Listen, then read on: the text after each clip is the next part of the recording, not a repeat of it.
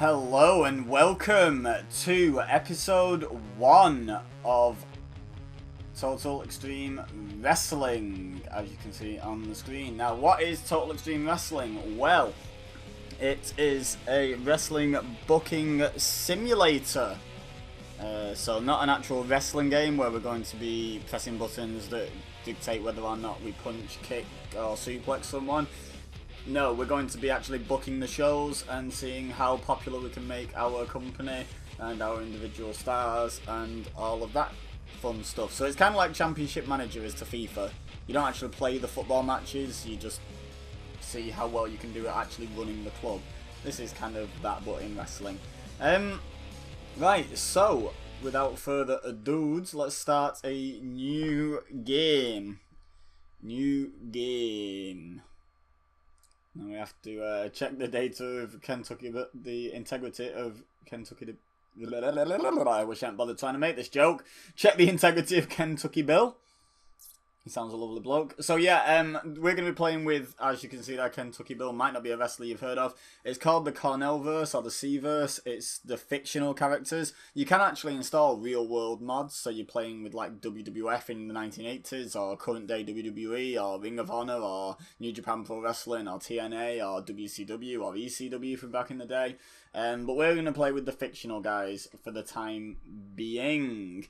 Apologies for this being a little later than planned, by the way. Technical difficulties abound in the making of this series. So we're going to begin a new game and include all of the areas, and we're going to call our game YouTube 1 because this is the first series on YouTube of this game.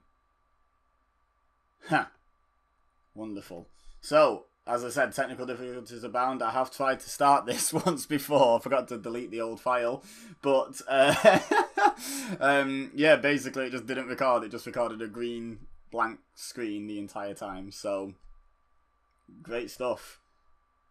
Alright, so there we go. We can have it without a space, so we will have it without the space and have to delete the one with the space because that is not relevant as episode 1 did not record, unfortunately. Processing Bethany Hurst is what's frozen my game now. It does tend to have a few hiccups just in the opening parts. But yeah, what I'm going to be doing is I'm going to be uploading 2 different videos for every episode. One video is going to be the one that goes into your subscription box. If you're subscribed, if you're not, then why not subscribe? So you get to see this going forwards. And tell your friends as well. Yeah, one's going to go into the subscription boxes. One's going to be an unlisted video that you can only get to through a card, maybe an end of video annotation or a link in the description of the video. And that's basically going to be the full version where I talk through all of my decision making throughout the game. We're playing a one-player game.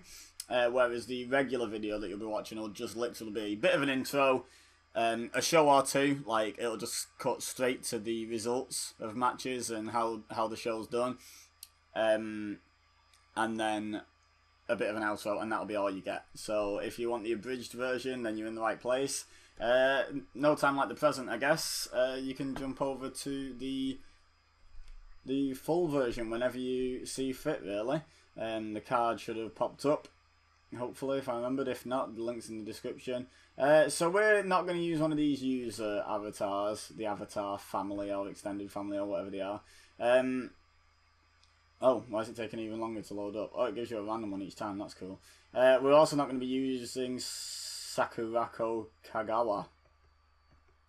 We are going to be using someone I found completely by accident when I was playing through, just learning how the game works, because this isn't the sort of game that's going to be that entertaining for you guys to watch me play completely blind, because it's just going to be really slow paced. Out of the business anyway. But anyway, we're going to be Panda Mask 2, because why wouldn't I be? So what I basically did was I picked like, I got the demo. This is still the demo version actually. At the end of the month for my birthday, I am getting the full version. So don't worry, it's not going to end after 2 months. If you guys know how the demo works, it is going to continue.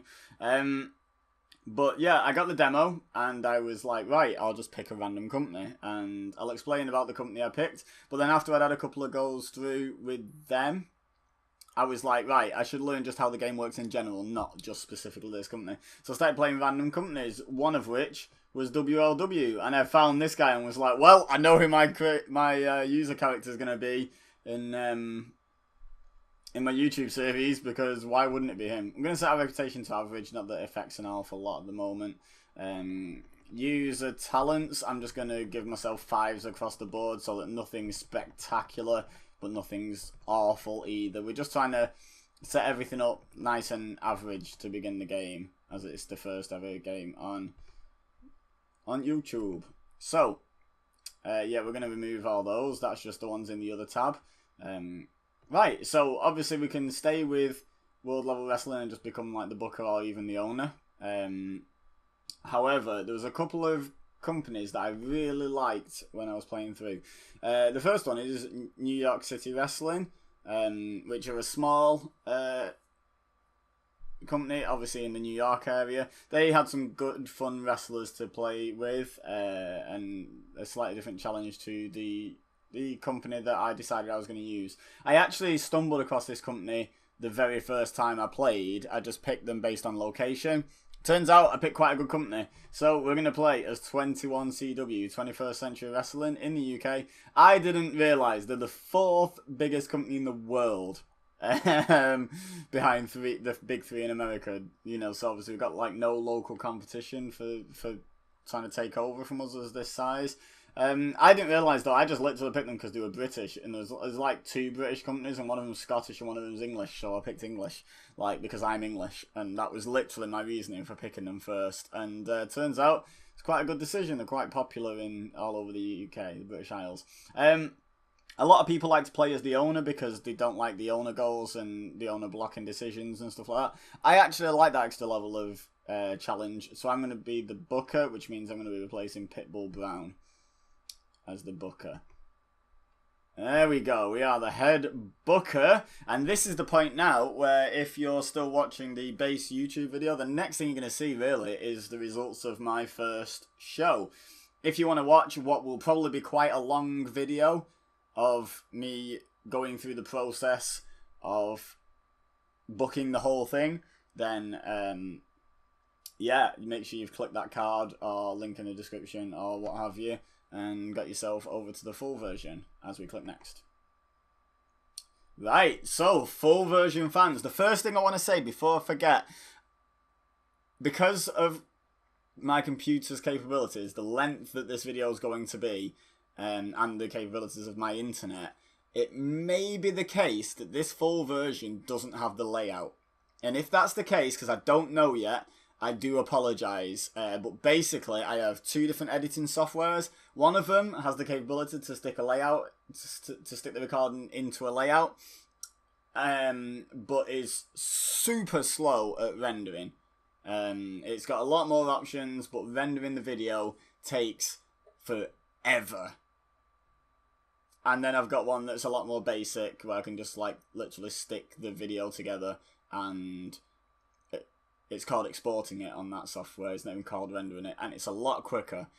If I feel that I'm not going to have enough time to render the full layouted version of this full thing, that's why. Hopefully it won't be the case always, just for this first episode.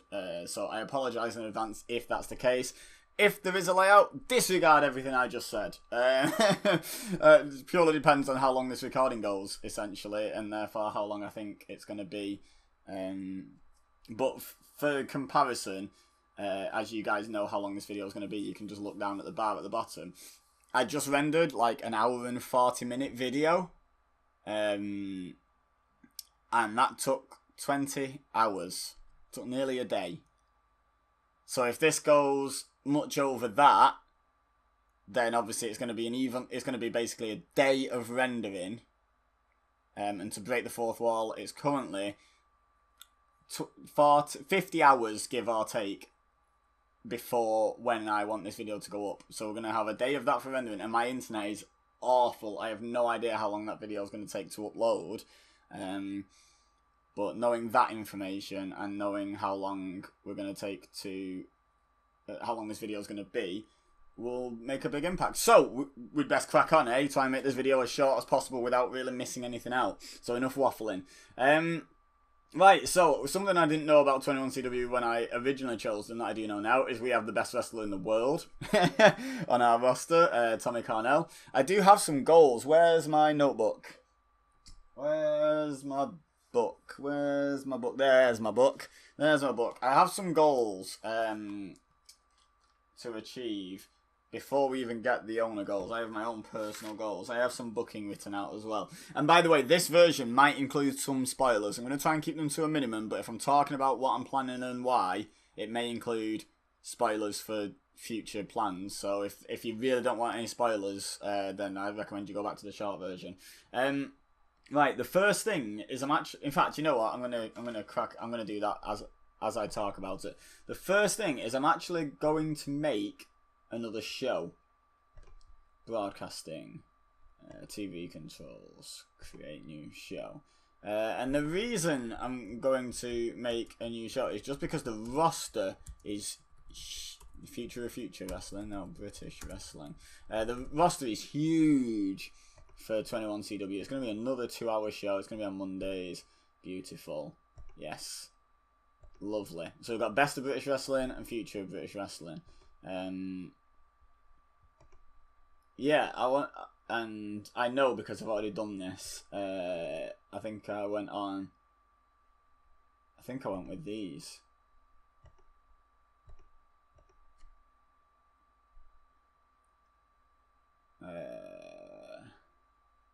I reckon we can get C-. Wait, what? Okay, hang on. That was too easy. Maybe it was the main station that I was trying to negotiate with because they're big in the UK. Let's have a look. Whoa. Okay, I'm not sure I can manage a B-. Okay, so that's really interesting. I'm gonna go on here just because I'm confident I can do a C- show every time. But something that I never realised is that this is kind of randomised because I've never been able to get prime time. I've tried this a few times now, believe it or not, and I've never been able to get prime time. So hell yeah, we'll have some prime time, which puts a little bit of pressure on us in terms of show quality, but I think I was getting C- anyway. Right, so that's our first kind of thing is splitting the roster. It's not an official brand split, like people can't. Oh no, that's why. Oh, I know why. I made it an A show. I've always made it a B show previously. Okay, well, you know what? Just means we've got a better slot, so we're just gonna have to make the most of it. Right, so I have a spreadsheet on my other laptop of everyone chemistry-wise, which obviously has been reshuffled starting a new game, so I'm going to have to clear it and start it again. But I'm not going to put you guys through that, so in between episodes, I am going to set up house shows and try and figure out who's got good chemistry and yada yada yada. So that's definitely a plan. But yeah, Future of British Wrestling was the first one of my goals, and also they need a championship. And there's a nice enough championship in the generics. Where is it? There it is. Generic Young Lion. There's the picture, and it's the 21st Century Young Lion Championship. Level is gonna be a mid-card title. Nice. Okay, so that's nice and vacant. Okay. So, they've got their own championship, and the first order of business on that show is simply going to be to crown the first champion. So we're going to have a bit of a tournament leading for the first sort of few weeks. So, that's something I wanted to do. Now, the next thing I want to do, even though my roster is pretty big, we've got some people that we don't have. Like if we look at Adam's relationships, we have Phoebe, we have his wife, but we don't have his regular tag team partner, Petey Barnes, who I happen to know works there, where he works, just because I actually used them for and got Peter Barnes stolen off me by 21CW, funnily enough. So he's in EWA, he's the tag team champion. He also, obviously, is the tag team champion, so he has a current tag team. So we're going to try and sign both him and his new tag team partner, because it opens up, how old is it, like, I think he's 33. Yeah. It opens up all sorts of possibilities, exclusively in ring. Usually knocks the price down a little bit. Future main eventer does that as well, and I would like him to be a future main eventer. No signing bonus, and no, your travel's not covered. You're being paid like $3 a month. You can pay a bit of airfare. 3,740. Okay, yeah, I'll stretch that. So yeah, I want to sign everyone's like friends, tag team partners, all that good stuff. Opens up possibilities for storylines, and just if I bring people's friends and family in, it increases morale in the locker room. All that good stuff. All that good stuff. Eric Future was his partner. There he is. So I'll negotiate with him as well. Right down to the bottom. He's 31. I'm pretty confident when I say that, because I have done this once before. I won't remember absolutely everything, but if I do remember something, I'm not going to pretend I don't. That's just silly. Make new offer. 3,470. Ah, what Peter Barnes wanted, but with the middle two numbers switched. I like you more, because your mix up of the numbers is less than Peter Barnes. Okay, so that's 2 signings. And we've only just looked at one guy. It's not going to continue like that, look, though. Like, Andrew Lee has no relationships, same Apollo Prince. Beast Bantam has Jamie Anderson, who we don't have. If I remember rightly, he's kind of old, but we can use him to get Beast Bantam over, hopefully. Jamie Anderson. Popularity, nothing. He's more popular in Europe, but you know what? It might benefit him to... Do we have a written contract for this guy? Might do a PPA.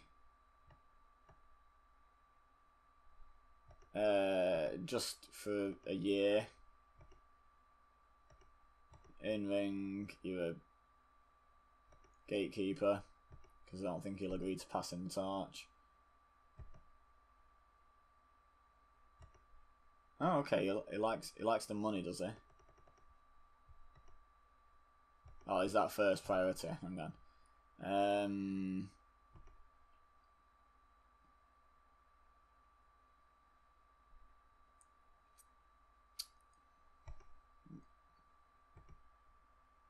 Downsize too low. How much do you want? Oh, okay. 660. He wants about 900 per appearance, does he? You won't be appearing if you push your luck, mate. You'll just be collecting your 660 a month. Right, okay. Back to our roster. Bedlam's got no one. Balder's got no one. Buff Martinez. JB Cash is already in the company. Eddie's got no one. Cliff King's got no one. Charles got no one. Dane Roller's got no one. Francis got no one. Danny Patterson and Harley Neal are both in the company, but they're not registered as a tag team for some bizarre reason. So, let's add ourselves a team. There you go. And they're a B- experience team as well, so they're pretty good, actually. Auto name is the Cockney Rebels. There you go. Lovely. Right, back to the roster. So, his brother, Harry Wilson, is in the company. Stephen Parker is his protege, who I believe is signed to a written contract over in America somewhere. Him? Yeah, he's only an opener though. I'm gonna shortlist him. I don't even think he's not able to work in the UK, but we'll keep that option open. Keep that option open. Roster. Who was it up to? Dark Angel. None. He's already in. None. I'll start going through fast now. He's already in. He's already in. He's already in. Already in. Already in. None. Already in. Obviously, not coming. The owner doesn't like him. Already in.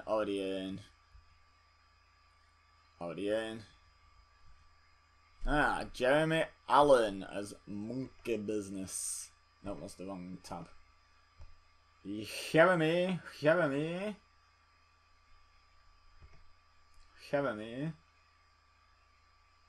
You, sir. Yeah. Oh, he's got another tag team. Oh, what? He's over 40, so I'm just PPAing him.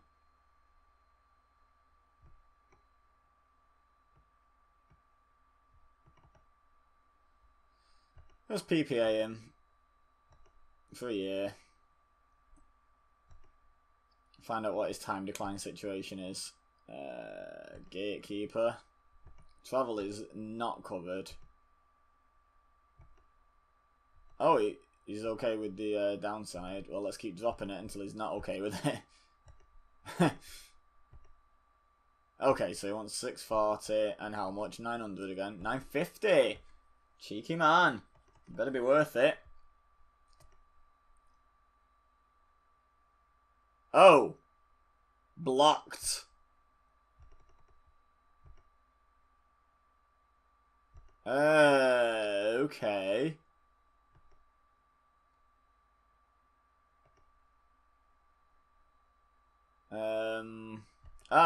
Oh.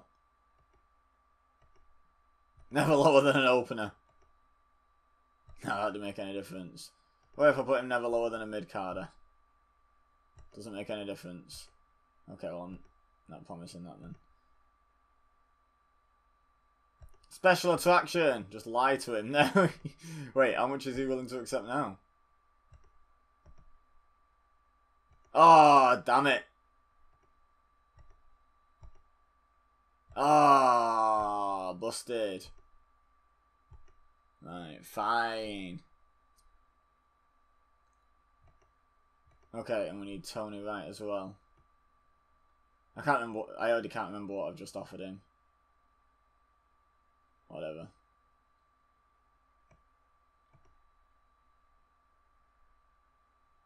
Tony Wright.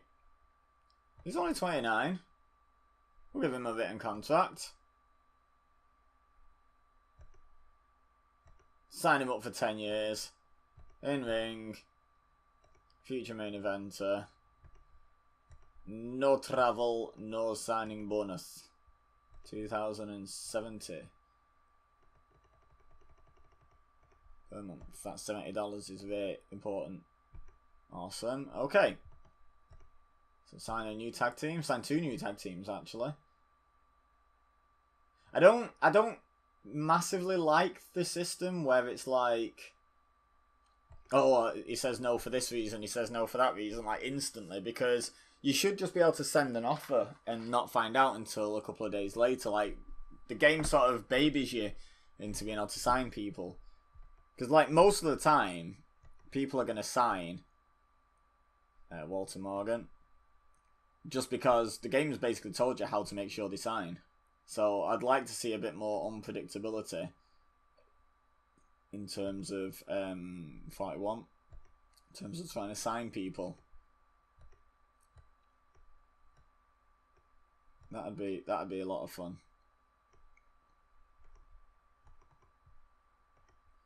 One year, in ring, gatekeeper, not covered. Huh.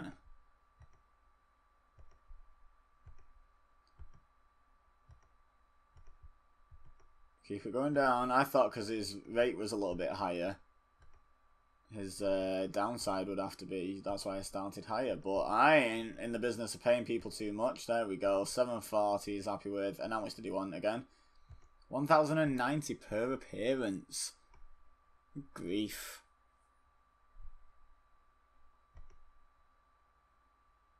Huh.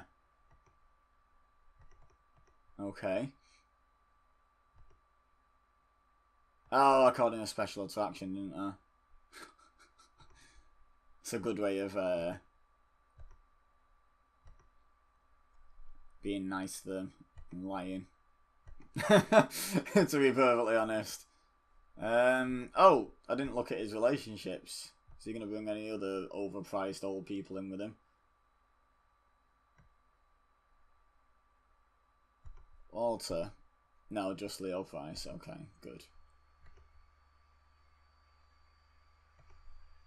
Okay, this shouldn't take too much longer now. Mass Hulk's already in, Vicky Company's already in. By the way, Misery loves company. Brilliant. Well done. Whoever programmed that in. Brilliant. Already in. Not coming in. Already in, unfortunately. Our referee has a son in the industry. What do you know about that? I have big plans for Michael Gregory. I forgot all about him, but he is someone I have plans for. He's only 22. Boom. Look at that. Look at that. No DNA test necessary. Am I right? He thinks hiring his son is an excellent idea. Well, you're biased, aren't you? Okay, we are definitely sticking him on a 10-year deal. You'll be in-ring, you'll be a future main eventer, your travel ain't being covered, ain't paying you nothing to sign. $14.90. So, we seem to have struck upon stingy Jeff Nova in this randomisation. I've never actually had him block so many contract attempts before, so that'll keep things interesting. Right, where's Scotty G? Here he is. Right, Collar doesn't like him, but doesn't matter, we don't have him. Blah blah blah, blah blah blah, blah blah. Awesome, right, that was our last attempted signing. Okay, or should I say signing, because they're gonna join. Okay, where's my book? Where's my book? Right, so...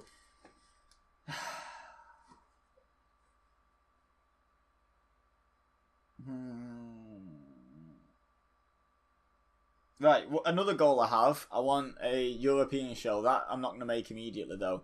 And my plan is for every 2 wrestlers that either want to leave, or I release, or I fire, or, I mean, potentially get poached from somewhere else, or anything like that from this point on, every time I lose 2 wrestlers through whatever circumstances, I'm going to sign 1 European. 1 European wrestler. So I'm going to try and diversify. Because at the moment, that's the next sort of step, is to expand into... The next big step to expand into Europe. And at the moment, taking out all British wrestlers, we've got 1, 2, 3...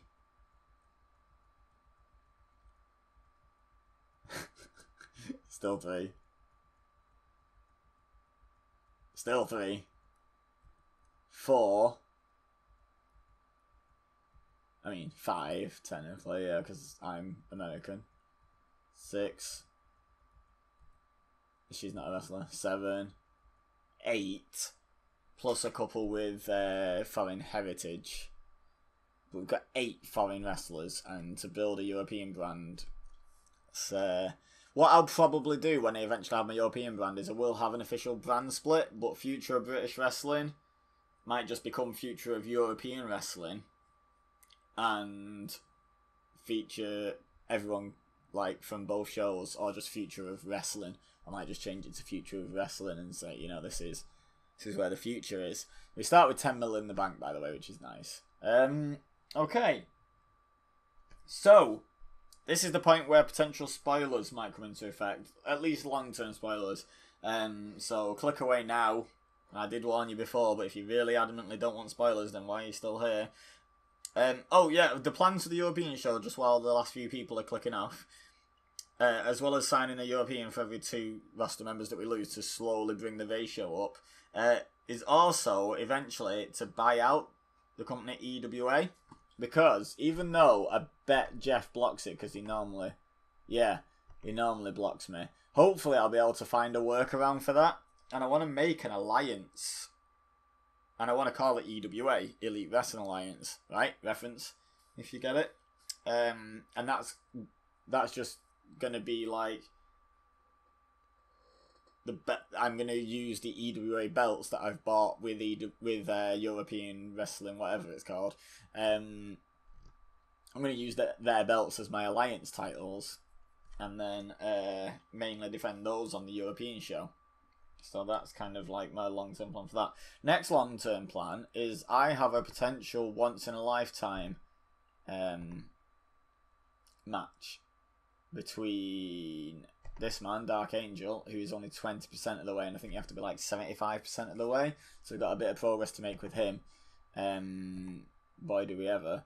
But we've got him and Tommy Cornell, who apparently have never met one-on-one and are currently in the company together. One of them's already in the Hall of Immortals when he retires or dies.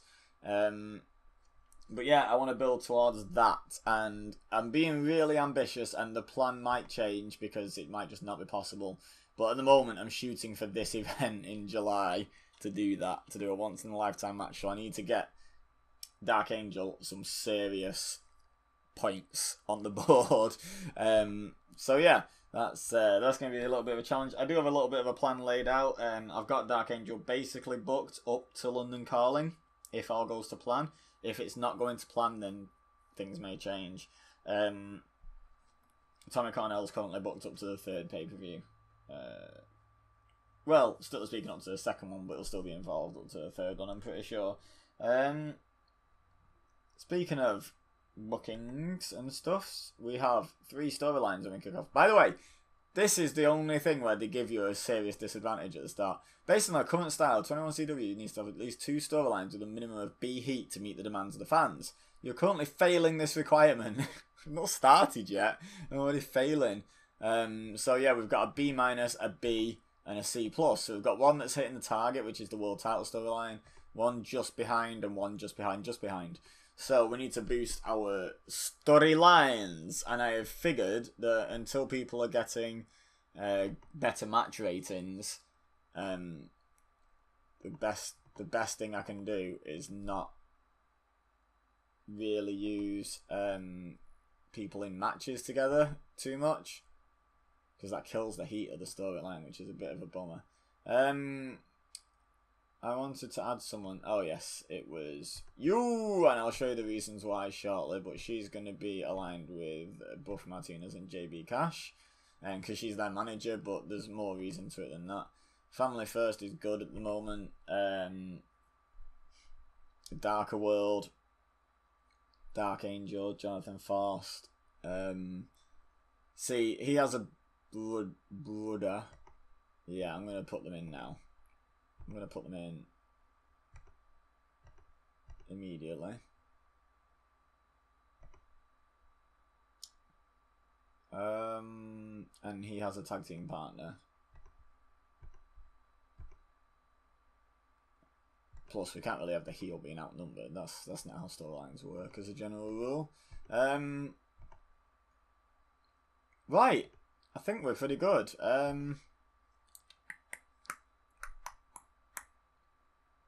Oh, we need to make our other storyline. Before we do, I also want to, tied in with my planned European expansion and my alliance that I want to build, and I also want to use my alliance to recruit south of the border pro wrestling. And when we get towards the end of the year, I think it's like October, November, it's an event called Online Onslaught anyway, and it's near the end of the year. I really want to do Tommy Cornell versus Champagne Lover, because they're the number 1 and 2 from last year. And I feel like if it's possible, I gotta do that match, right? So yeah, I want to create an alliance and get them in by the end of the year, which might be easier said than done. Jeff might just permanently block that. I'm not sure if there's a way of like him coming around to the idea. I really don't know. Let me know any hints and tips for that sort of stuff in the comments. I don't really want the hints and tips that are like, here's how to guarantee A-star matches, you know, here's the little tricks to play the game. I want to play the game as if I'm booking a real wrestling company and just see how well it ends up doing. So I don't really want those sort of hints and tips, and I also don't want the hints and tips that are like, oh yeah, sure, you can go into the editor. I don't want to cheat the game. I don't want to play the game by the numbers. I don't want to be playing Spreadsheet Simulator. I want to be trying to build a wrestling company as if it were real. And obviously I know it is basically a spreadsheet simulator, but that's not how I want to play it. It's not how I want to play it.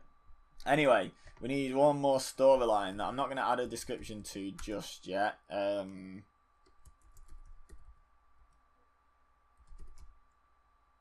you know what? I'm not even sure.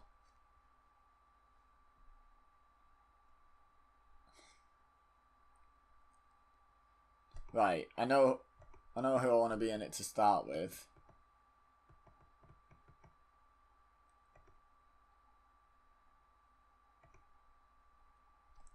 Is those. Now, I've actually changed my mind, the people I booked in it last time, because I did start this story, and I did this on the initial playthrough when I was just getting to grips with the game, and I was pretty chuffed with how it was starting to farm, and I've never been able to replicate it since, if I'm honest.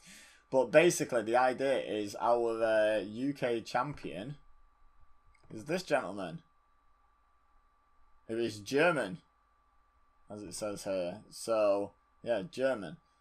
So he's a disgrace and an abomination, and that's basically what I want a lot of British heels. He's a face, so I want a lot of British heels to like run the xenophobia gimmick, kind of like the opposite of the patriot gimmick. Like sometimes you have the evil foreigner, and you've got the patriotic, homeland guy defending, the world and being the good guy and waving old glory at the end of the pay-per-view. You got that.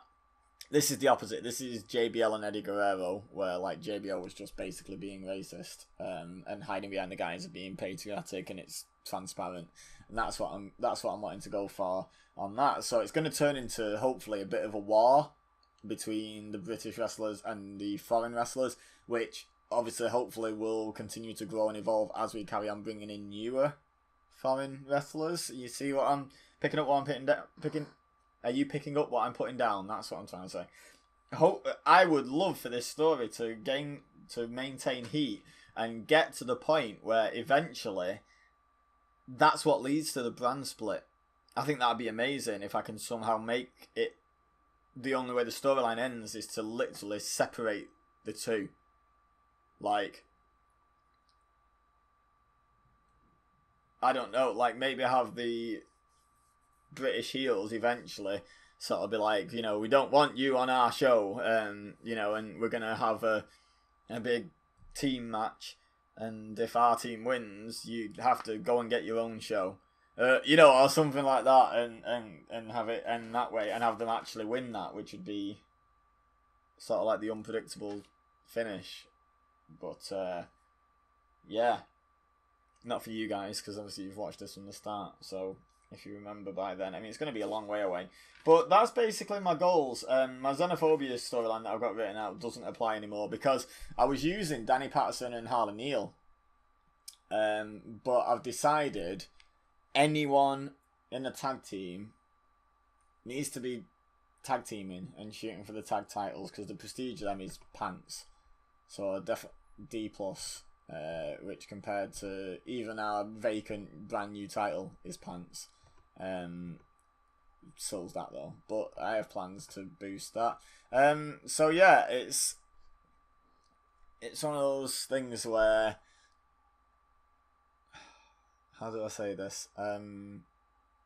If people aren't going for the tag titles, if people who are in tag teams are going for singles titles, in my mind, that hurts the prestige. I know that might not be how the game works, but again, I'm not playing the game. I'm booking a wrestling company. I'm not playing the game by the numbers and to make it just give me success immediately. So yeah, in my mind, if you've got a load of tag teams, but they're all going for singles titles, the tag titles lose prestige in my head. So if we're going to build up our tag division and they're going to be mostly aiming at tag titles, I wanted to look. Can you not look at the locker room? Am I missing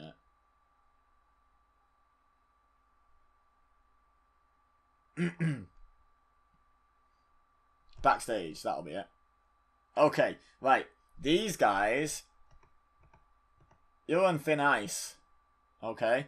If I need to try and sort this out, this Rolling Johnny Stones and Wade Arson, but these negative influences, I mean, you're a road agent, you're like a... They're all... I don't think anyone's really high up the card. I mean, you're French, so you're part of my expansion, but if you're just gonna be a pain, then I'm not gonna allow that. Who was it? BW Edit, yeah, negative influence. Doomsday, yeah. You, negative influence, and you. Huh, not usually a negative influence, but definitely was, right? Yeah. Okay. So they're in serious danger of just getting jobbed out the door, to be perfectly honest. Like, they're just in danger of me just, like... Time remaining. He's got less than a year left. He might be gone then. You have less than 2 years left. Doomsday. Well, just over 6 months left. Oh, we can just release people. Oh, wow. That's tempting. Save some money.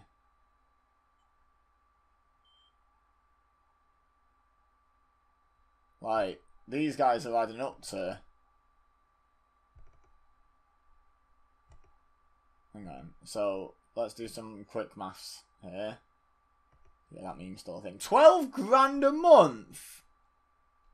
Are you joking? 6 grand. He was one of them, right? Yeah. So that's like 18 grand, over 18 grand for those two per month. 18.3. Doomsday. 21, 22, 2. 22,200 a month.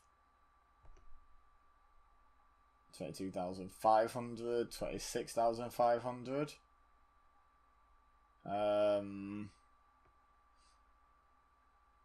Who was the last one? Oh, him. We can clear up 30 grand a month just by releasing these. What's the deal with just releasing people?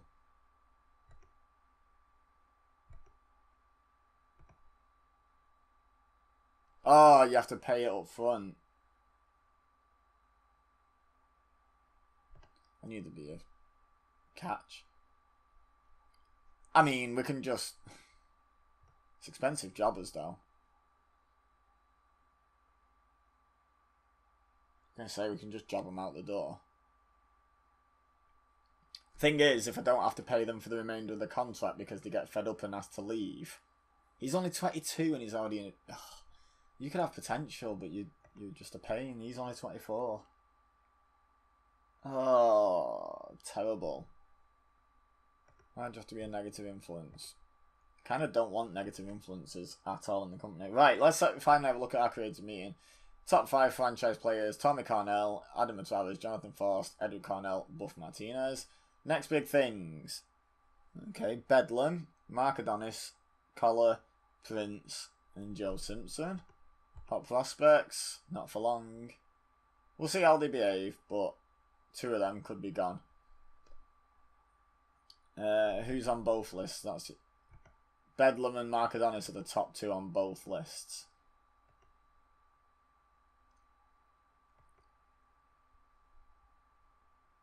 Okay. Bedlam's Welsh, so maybe he could get involved, and he's a heel. Mark Adonis is English, but he has some sort of Middle Eastern roots, so he could get involved on the side of the foreign team because he's a face. Oh, I think he can work heel as well, actually. Yeah, he can work either, so... who knows? And then Joe Simpson's going to stay clear of that storyline because he's an English babyface. Okay. And just behind those 5, we've got Brickhouse Border, Grave Digger. He's only 21. Wow. And Kelvin Badbury. Okay, our talkers are Tommy Cornell, our colour commentator, one of our road agents. One of our managers. So only 2 wrestlers in the top talkers. Showstoppers, so our top wrestlers. UK champion here. Youngish guy. I'm pretty sure Wade Dawson, yeah, 27. Old guy. Best guy in the world. Top babyface. Ring generals. Tommy Cornell's just top of every list that he's eligible for, basically, isn't he? Like, wow. 4 of the top 5 are in the same storyline. Better get some good matches out of that. Oh, who's hot and who's not goes over time. Time decline. Harley Neal and Dark Angel.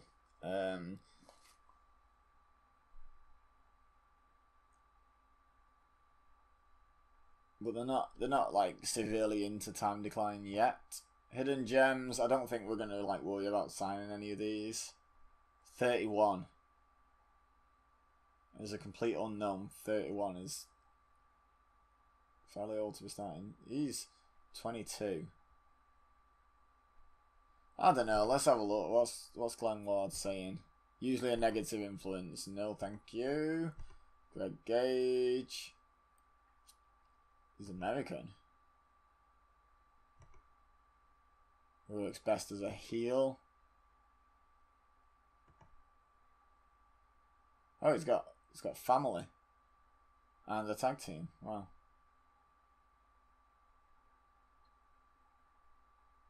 Currently a main eventer in Mid-Atlantic. Got the world title.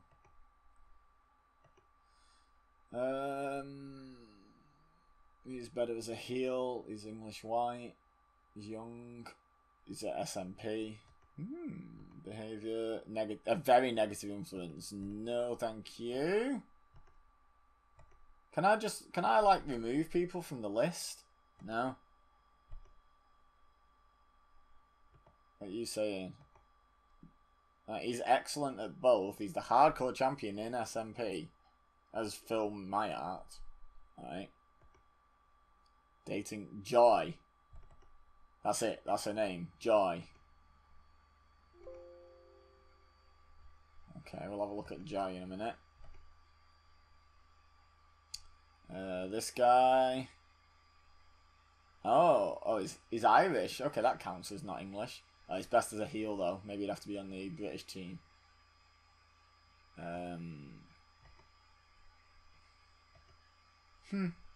Maybe. Certainly not him. Let's have a look at this Joy just to see what the deal is with her.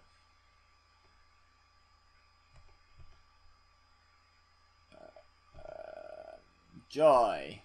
Just Joy. First year in the business. She's dating Vic Walker. She's timid. She's unknown. She's Spanish and a baby face. That's good. Vic Walker.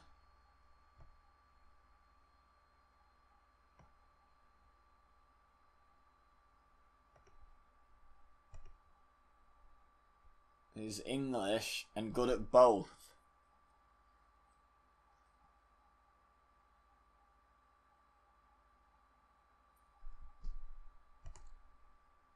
Shortlist. Then both, I reckon.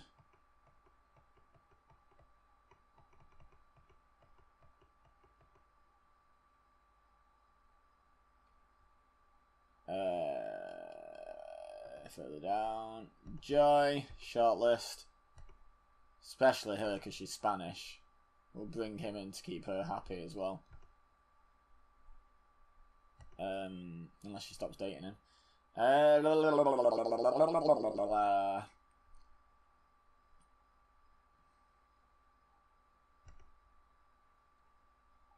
Hidden Gems.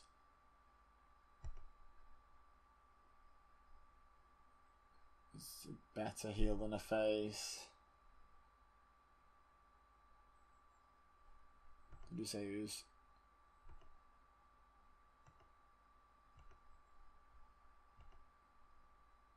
Okay, let's have a look at his... We've got Sam Keith, Matthew Keith, and Dean Daniels to look at as well.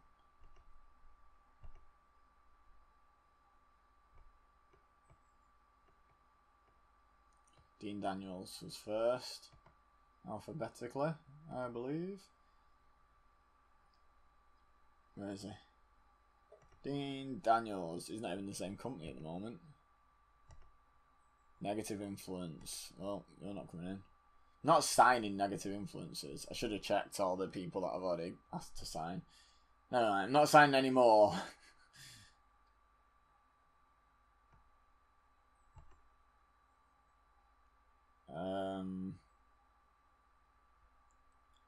Something beginning with K.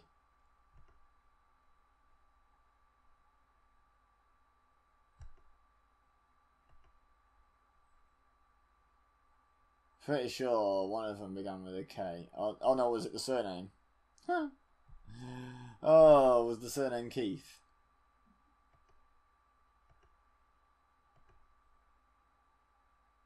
Looking for anyone with the surname Keith. Matthew Keith. Oh, okay. He doesn't work in the UK at the moment. Selfish, mercenary, hesitant, and optimistic. Doesn't sound great, but whatever. Add him to the shortlist.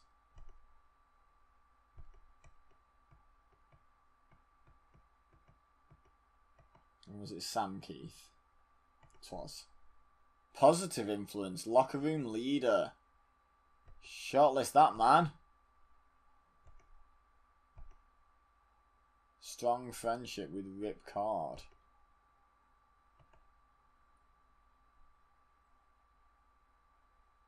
Ricochet Ramon. Rip Card. Wow, look at this. Oh my god, this oh, he's out of the business. Still shortlist him. Just in case he rocks back up, but that's probably where we could call it quits. Maybe have a look at J Card.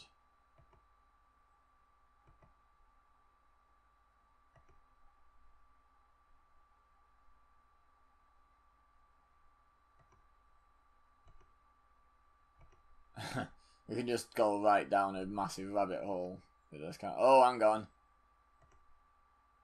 Yeah, get him off the shortlist. Get him off it. Right, is that it for Hidden Gems? Oh, this guy's Irish. Works best as a heel. Main eventer in a European company. It's better known in the UK though. We'll shortlist this man as well. Can't hurt. Can't hurt. Don't want you.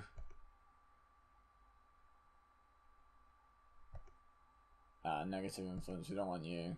In fact, can we blacklist you? Will you disappear off the... Will you disappear off this now, please? Oh, he has as well. Okay.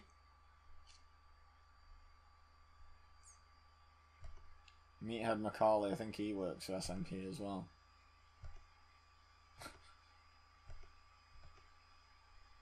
Yeah, he's their champion. Is that their main championship? I think so. Shortlisting.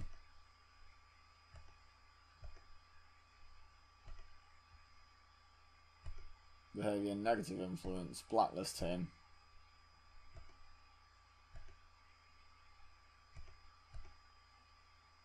Load me up a new list. Hugh de Ask is Belgian. He's an excellent babyface, also an excellent heel though. Works the entire world. Yes. Not a negative influence. Shortlist that man. He's perfect. How old is he? 27. He is perfect. I almost want to sign him immediately. Okay, Panda Mask. Right. Jeff Nova. Push. You are actually going to be our authority figure. Everyone knows You own the place, so why not have you do that on screen? Now, you are wasted behind the camera because you're one of our top talkers, so you're wasted backstage. So we'll auto push everyone else.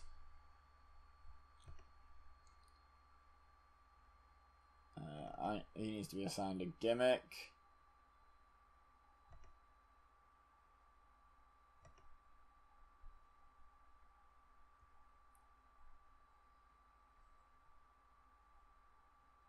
I'll let him debut with no gimmick to start with. Oh, okay, you know what? Just to get rid of the message. What's he good at? What's he good at? Let's have a look. It's best as a heel, obviously. Not managing anyone. Brute. He's a brute, is he? Right, okay. So, take out those. Bodyguard. Bully. Comrade.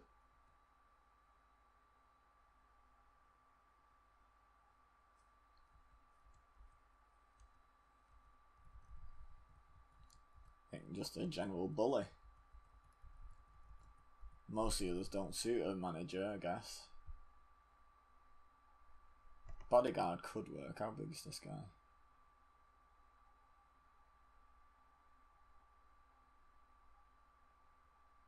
Doesn't sound physical. Oh, wow. Done, son. Doesn't tell me how big he is, though.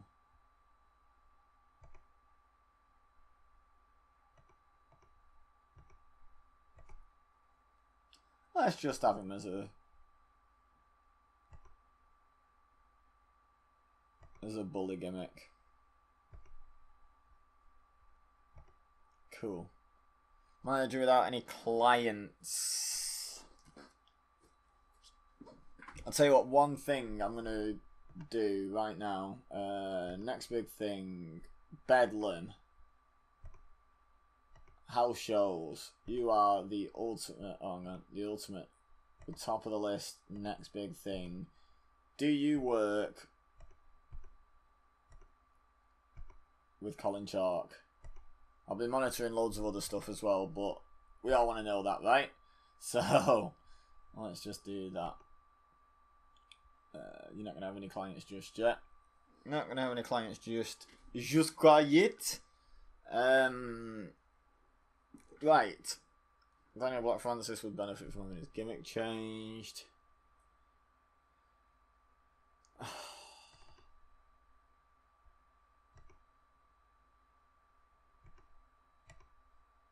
This is what takes so long, is just the initial setup.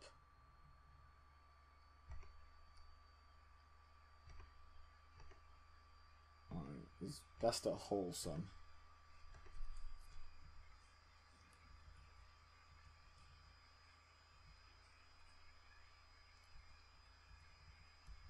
So let's see what. This gimmick is already being used by one other worker in the company who sold cars. So there's someone else running Happy Go Lucky.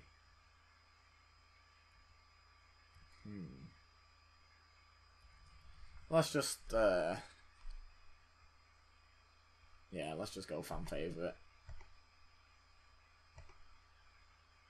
Who else wanted a new gimmick? JB Cash. Arrogant heel.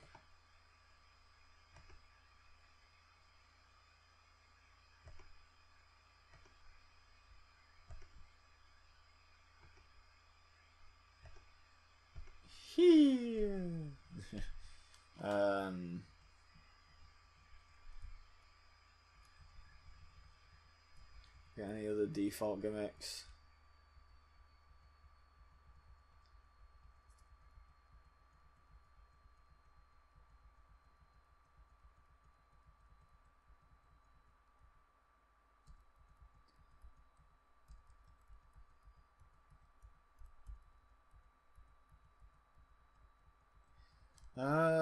It's looking like he just has the one.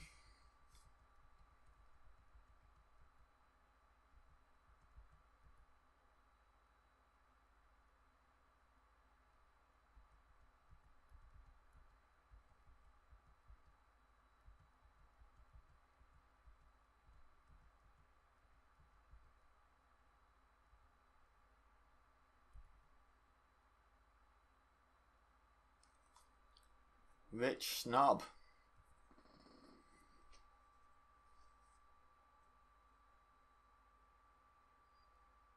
Or a rich businessman.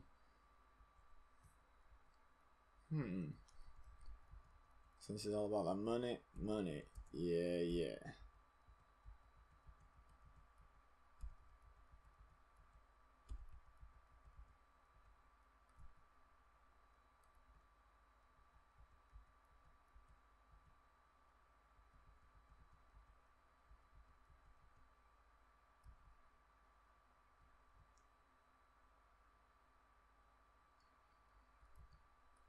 Oh, I could just do that actually.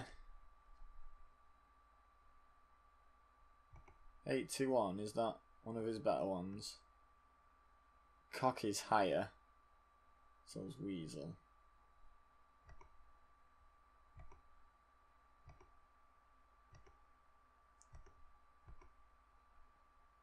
Oh, do you know what? Let's give him one of the unique ones. One of the rich. Oh, it's not actually unique. What's it under then? Gimmicky gimmicks. Yeah, there we go.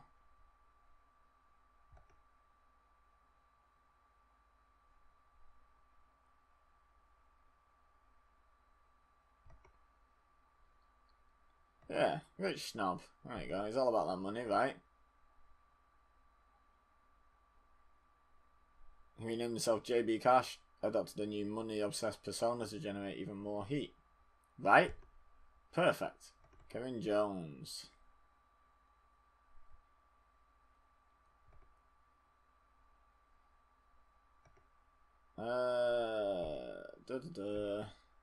Both. Alien Invader. It's competitor. 86. What's his best rating in a category?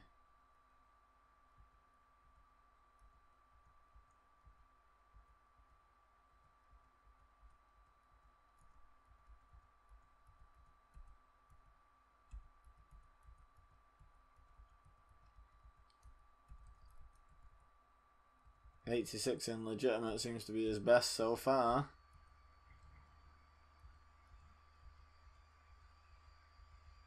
I could just look. It would have been quicker to just look, but that's what I've got from this. Okay, you're now an arch competitor.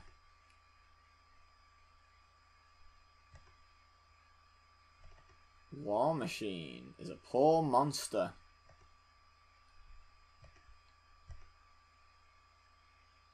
Legitimate or brute?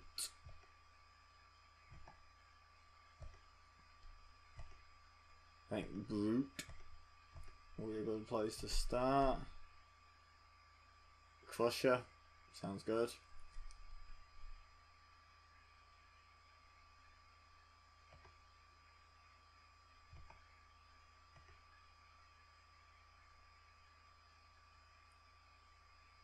Oh, Man Mountain. How big is this guy? Oh, yeah. Man Mountain. That's happening. No one else seems to be able to get that one either. So I'm like, yeah. That's happened. Colin Chalk, you'll be fine. You'll be fine for a little bit. You'll be fine. Right, announcers. We're taking Jeff Nova off commentary. Mostly.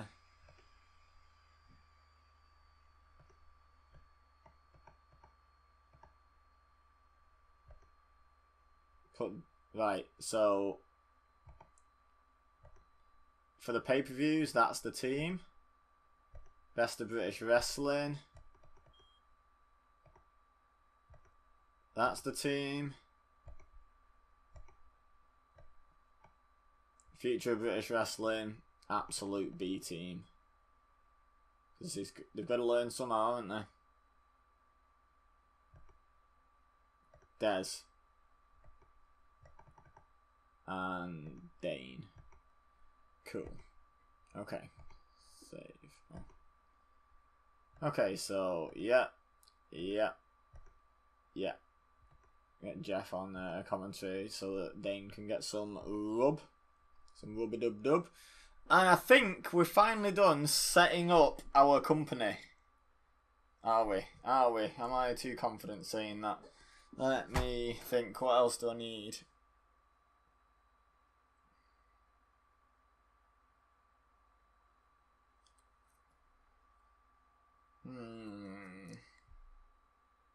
I think we're good. For part 1.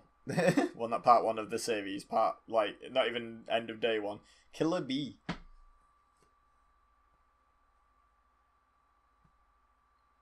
What a great name. Southern England. Right. This is something I wanted to look at.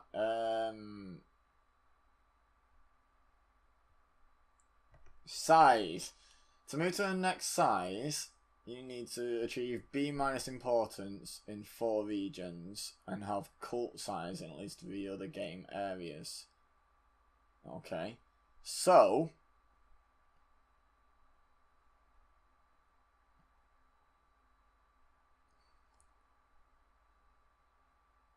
I'm thinking we should target somewhere else.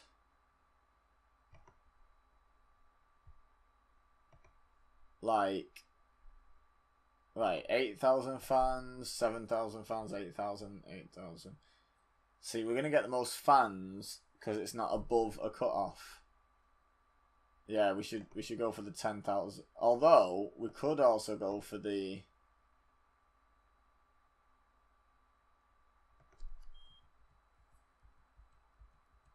the 5,000. Yeah. Let's do that. Save some money. Yeah, that's happening. Okay, what's happening backstage? Locker room incidents. Oh, what have you done, Kathleen Lee? I'm going to have to fire you. Woo! Kathleen Lee brightened the mood backstage after doing several funny cartoon drawings of her colleagues. Oh! There's been an incident involving Tommy Cornell and Andrew Lee that requires your attention. I knew it'd be this. Okay, Andrew Lee under Tommy Cornell's wing. Beautiful. B-E-A. Beautiful. Right, so, in fact, what's the overview? Yeah. Right. So what we want here is about the halfway point.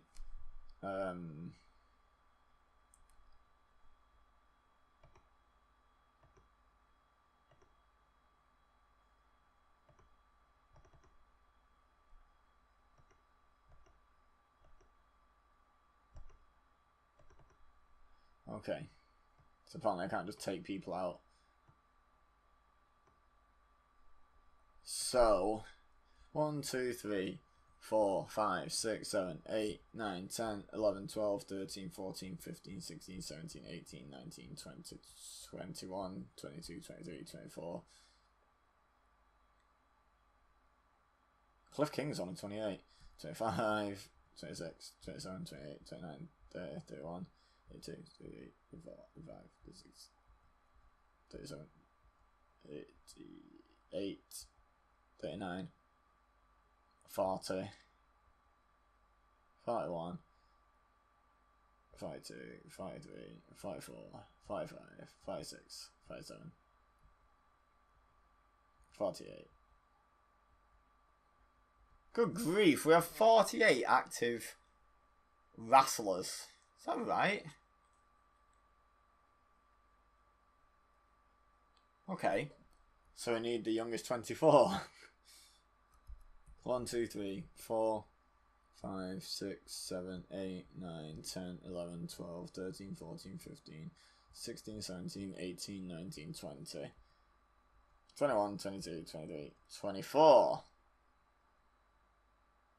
Okay, so the age cutoff is 29, but Igor, Ivanov, and Vicky Company. Well, Vicky's with Mark anyway, and he's on the main show. Yeah, but the Ivanovs are on the main show as well. Right, Okay, so let's have a look at our range. We've got some upper mid-carders. We've not got any main eventers yet on that show. That's probably okay. That's probably fine.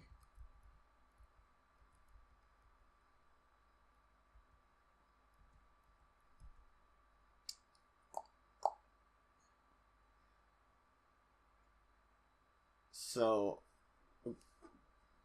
the roster of 24. Let me think. If everyone has a one-on-one match, that's 12 matches on show 1. That's a lot of matches.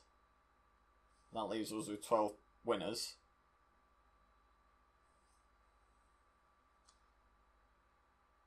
We have 6 one-on-one matches on show 2. And that takes us to 6 winners. 2 triple threats.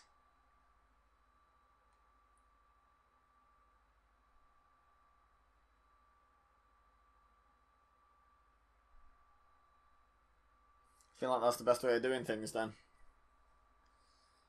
That's the best way of doing things. I'm not mad on Collar, Beskov, and Ilyakov being in.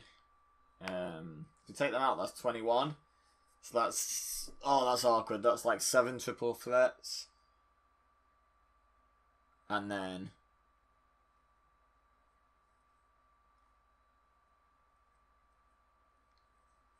ooh, okay. What about this? We have 7 triple threats.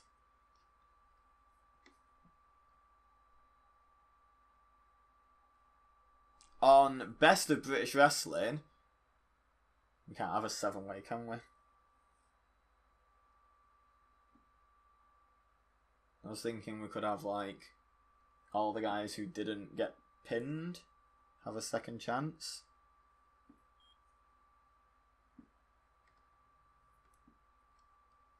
And then that's 8 guys. So then you have 4 matches on Future of British Wrestling. Week 2. 4 winners, 2 matches on week 3, and the 2 winners go to the pay-per-view. That actually works really nicely. I just need to figure out how to get these second chance matches done.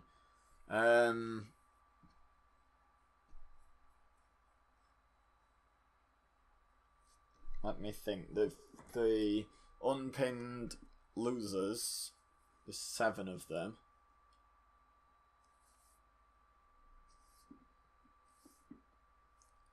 Is there any way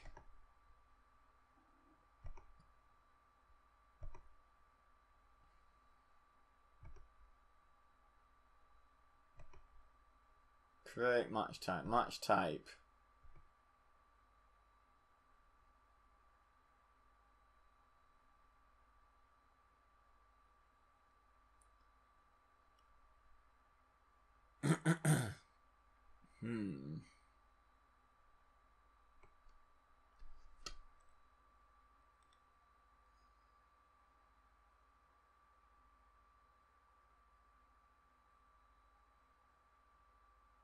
Why can't I just have a 7-way match? I can have a 6-way.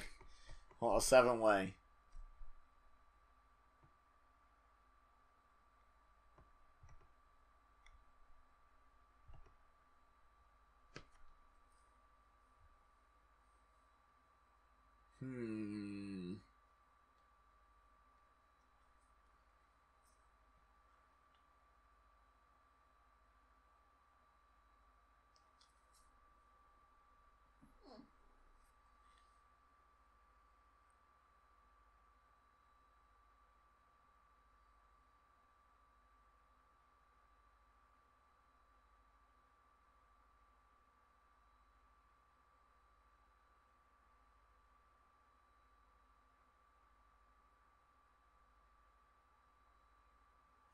We could storyline our way from a 7-way down to a 6-way. Yeah, let's do that. So we'll figure out what storyline we're doing as we go along. Okay, so we're having 7 triple threats plus because I want everyone on the card, on the roster, to be active on show 1, especially on show 1, I should say. Plus, we're going to have 2 titles defended against people who maybe shouldn't be down on this show, or against enhancement talent, or I don't know.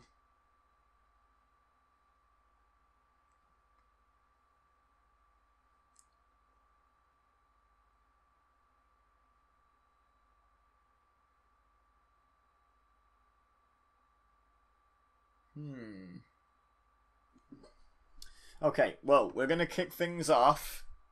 I've learnt this trick. I know I said I don't play it by the numbers, but this does make sense at the same time. And have a singles generic promo.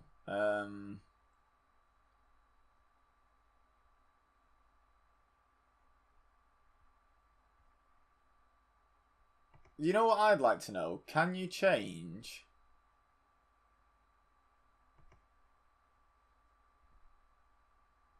I don't think you can. Okay. Well, we're going to have Jeff Nova cut a promo at the start of the show. He's going to lay out the... it's not a generic promo at all. He's going to be laying out the...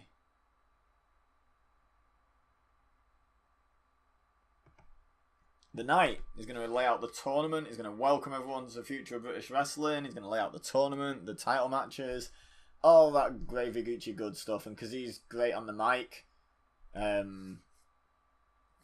you know, that'll obviously be helpful. That'll obviously help the show overall. I think last time I did this, I think I got an 8-star segment to open the first show. So fingers crossed. Fingers crossed. Right, so we need 7 triple threats, and I need to be keeping track of who I'm having win, lose, and draw. Not win, lose, and do neither, I should say. Right. So my final, I already have set. But I don't think I want to spoil that for you guys. But what I'm thinking is the general thing I'm going to be gearing towards, the general kind of scenario I'm going to be working towards is to have as many upper mid-carders as possible, get as far as possible. Is that all we have? Okay. So we have 3 upper mid-carders.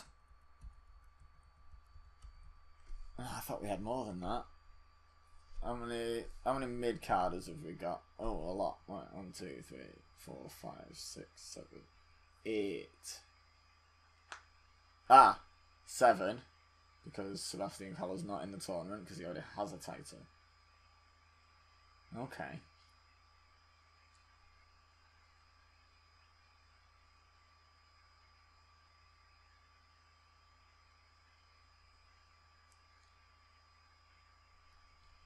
Well, you're not one of the winners. Oh, okay. Okay, hang on. Bedlam, yeah. Bedlam, no. And Apollo Prince. We're both on this list. So what about my 3 upper mid-carders and the 4 guys on this list that aren't Sebastian Collar? What about that for progressing through? And then the second chance can be won by one of these 3. What did I have on the upper mid-carders was 2 faces and a heel. 2 of each. 3 faces, 4 faces, 5 faces. And a guaranteed heel. Which would probably be Gravedigger because he's the only non-negative influence.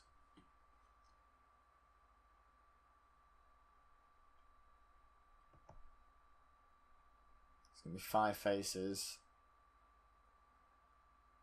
3 heals this way, though. Okay, well, take out Joe Simpson. Give Gravedigger an auto shot, and one of these two can have the secondary shot. Adonis is 19.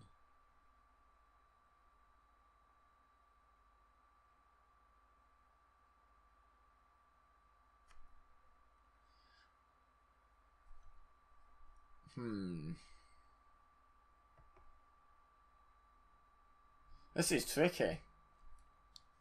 This is tricky. No, I think we're just going to go with the higher up the card, the better. It's because their next big thing is not current. Like, I know that's kind of the goal of this show. Somewhat.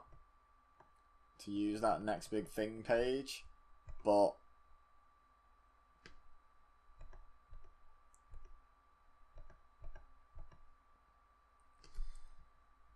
right. Ah, you're not in. Okay, so got 3 upper mid carders and 1, 2, 3, 4, 5, 6.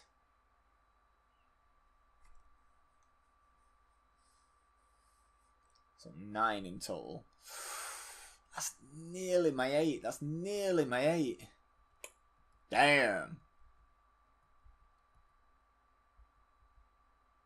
Well, you're a negative influence. So what if we take you out? That's my 7 then, isn't it? No brick house. So the the 8, sorry, not the 7. The 8 would be Apollo Prince, Bedlam, Lee Burton, Nightmare, Ricky Storm, Sifu, Wade Orson, and War Machine. And what does that look like? That's right. So let's go through them again. That's face and heel, face and heel, face, face, face, heel. Damn it!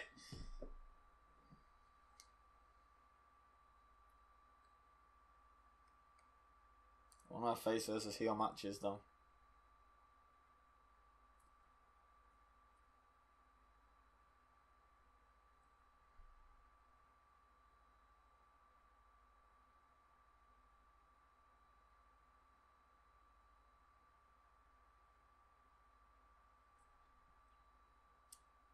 What if we stick Balder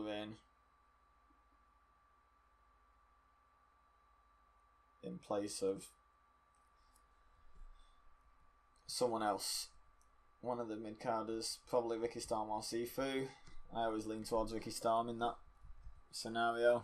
I don't know why. I don't know. I like Ricky Storm. I always think Sifu seems like the sidekick, even though he's the older one.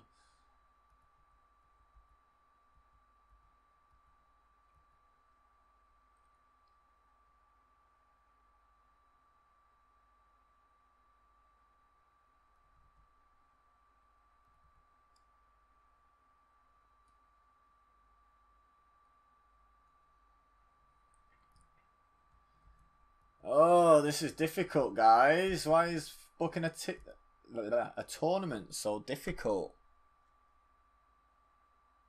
It's not good. Not good. I just realised. 1 second, because this is a hella long video.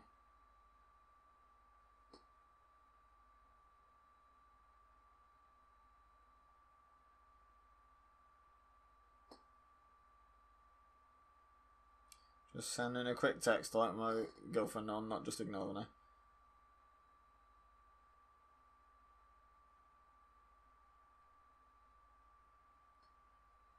There we go. Right, I'm free again to play. I don't know what to do, guys. Who am I going to leave out in favour of whom?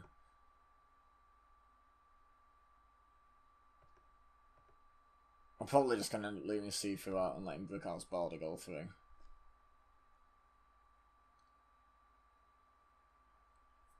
It's looking most likely. I need to plan this early because... Right, you know what I need to do? I need to book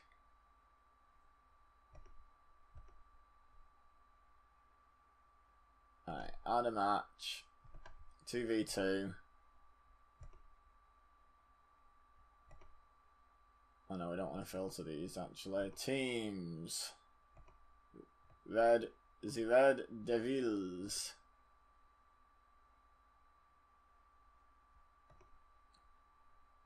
Oh.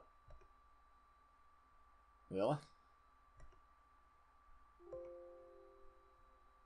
It's interesting.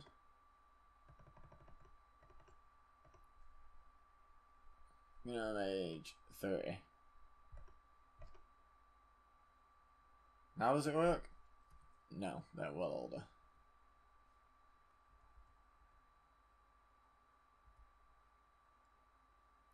Can't be the underdogs, can't be the pride. Can't be the Men of Steel.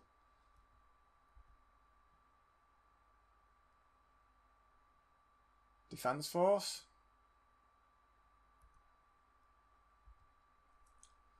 Looks like it's going to have to be the Defense Force.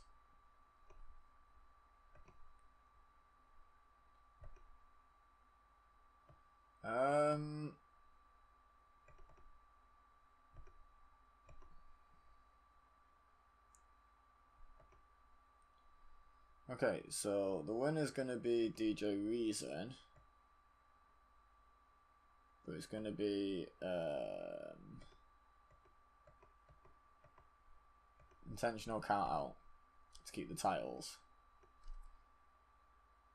Because I want a title defense on the show. But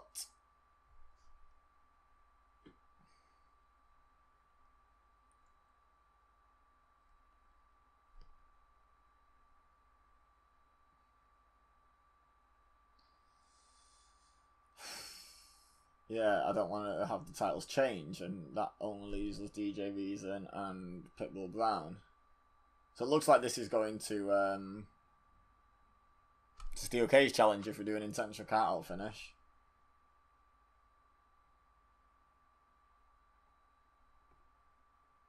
Fair enough. Looks like we've got a feud about to develop.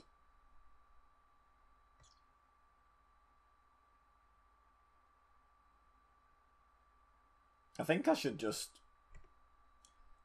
allow him some freedom other than that. That's all I'm worried about. Storylines, so we'll just have a tag team championships storyline and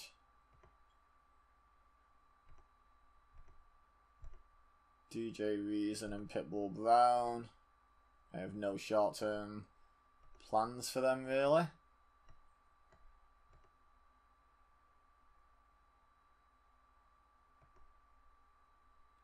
So we have him teaming with him, teaming with him. Cool. I don't really have anything to put in the description either just yet, but that's going to start that feud.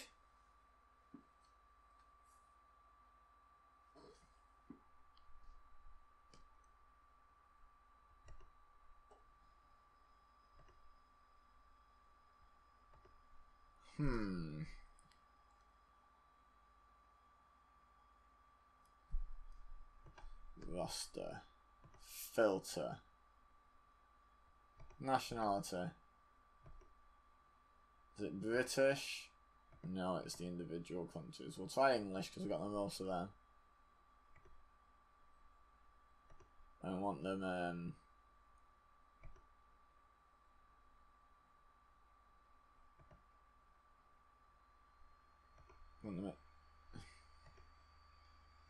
as a mid card, I would say. Oh yeah, heel as well.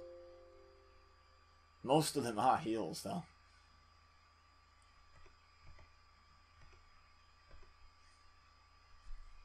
And most of them, it looks like it's you.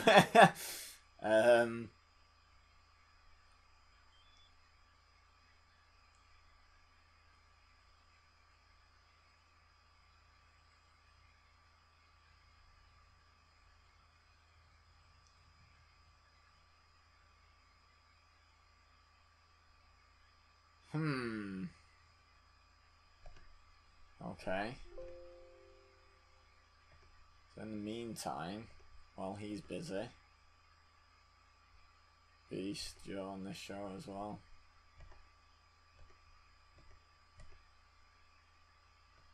Mark Misery. Yes. 1-on-1. Select wrestlers. Mark Misery. Sebastian Collar.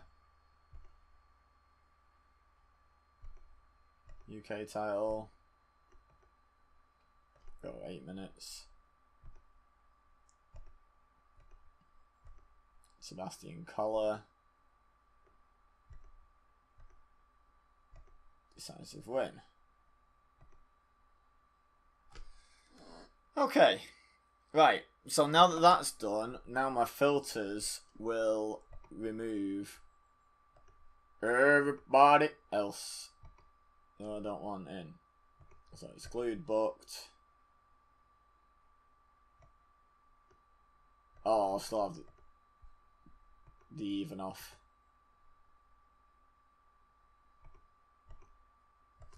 Three, 4, 5, 6, 7, 8, 9, 10, 11, 12, 13, 14, 15, 16, 17, 18, 19, 20, 21, 22. Yeah, so the even off is the one we don't want. The one we don't want.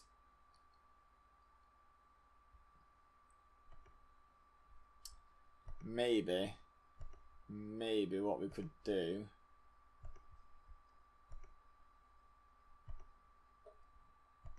teams, even off, singles, faces, filter,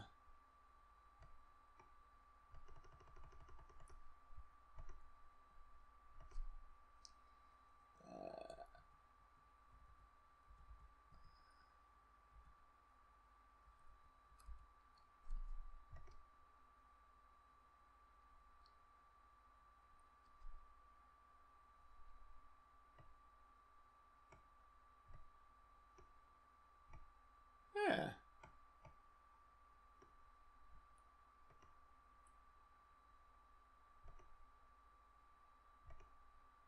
Can be on both. Which one should we have it on?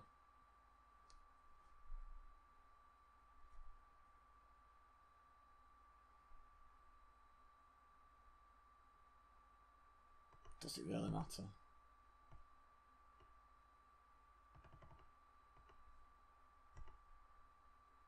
Travers picks up the win decisively. Right, so now hopefully when I do my filter they'll still count as booked, right? Because they're on the pre-show. Oh, 22 is a bit young. There we go. So 1, 2, 3, 4, 5, 6, 7, 8, 9, 10, 11, 12, 13, 14, 15, 16, 17, 18, 19, 20, 21. Good. Good. Good. Right, so upper mid carders first. In fact, no. Upper mid carders last. 4, 5, 6, 7, 8, 9.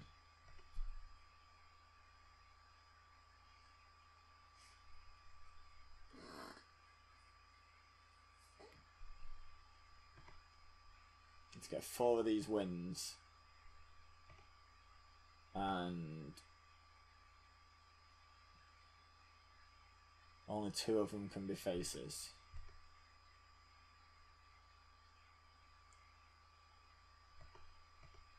So I vote Apollo and then one of these 2. I'm going to go with Ricky because personal preference. Right, so I reckon Ricky Storm's win is the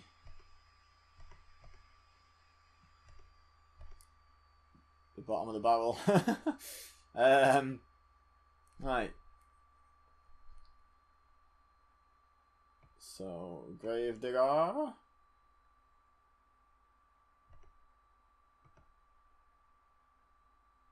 And Hangabout.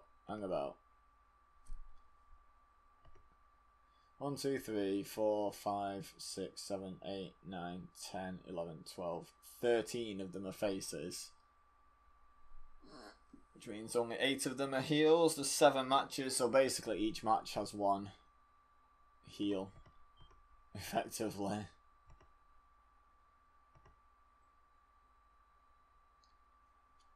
So, Edison Silva, actually, let's get some of the tag teams out of the way when we can. Awesome. Ah, how long do we have? 100 minutes, 92 minutes.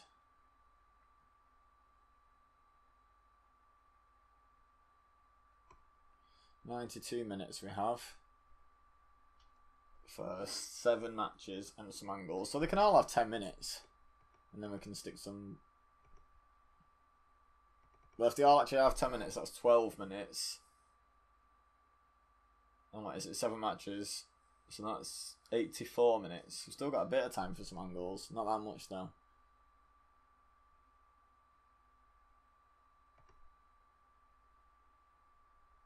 I'm going to say let's go 9 minutes. Let's start at 77 minutes. That's another 15 minutes of angles. It's 21. 120 minute show. Okay. This one's going 8. Others might go 9. The loser needs to be Gravedigger. Which means I need to make a note. Masked Hulk is going into the match on Best of British Wrestling.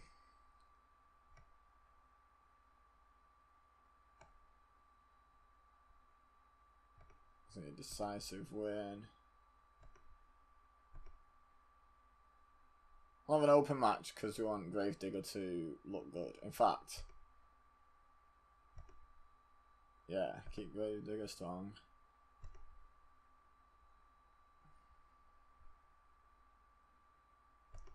So a storytelling match. Save. Right, that's gonna go straight after the promo. We've got 7 matches, so we can. I think we'll do 2 and then a title match. 2. No, we'll do 3 then a title match. 2 then a title match, and then 1. 3, 2, 1. That's 6. You idiot. We'll do 2 then a title match. Then we'll do 3, 4. Actually, I think we make the title match the main event, the UK title match. So we'll have 3 title match, 4 main event. Easiest. Okay, next up.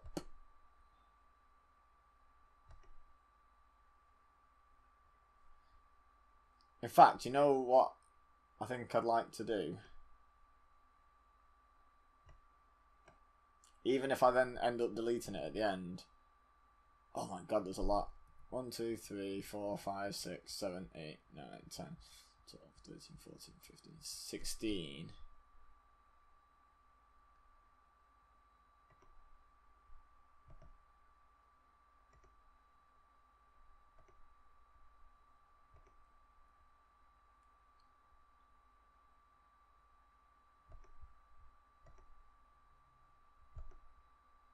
Right, filter. I am going to delete these. Please make sure I remember to delete these guys. Oh, there's only... Doesn't matter because I'm deleting it anyway.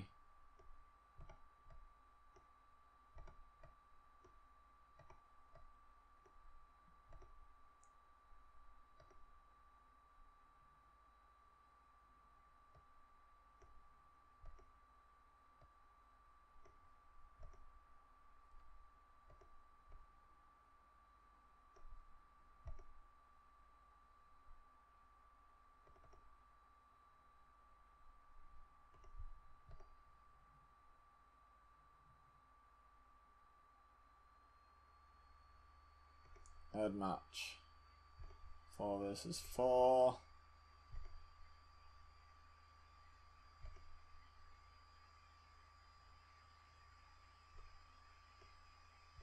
Minimum age 30. You.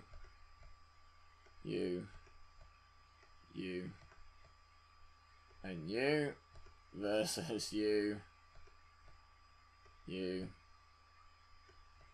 Hatman. And Stort.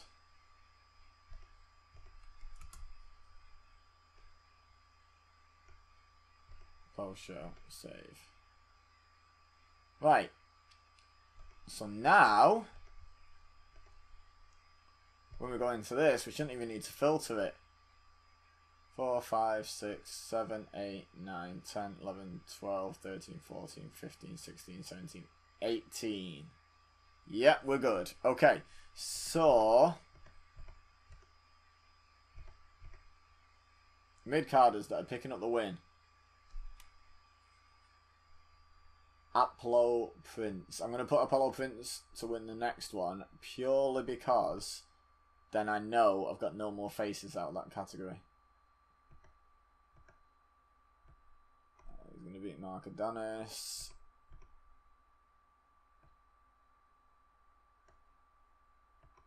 In a match also involving Brickhouse. I think he's going to be the guy to come through the 6-man.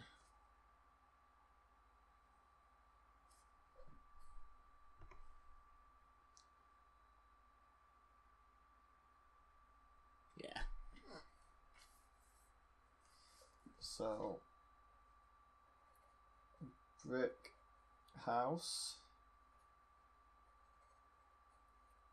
Balder. Nice. Nice. So Apollo Prince is going to win.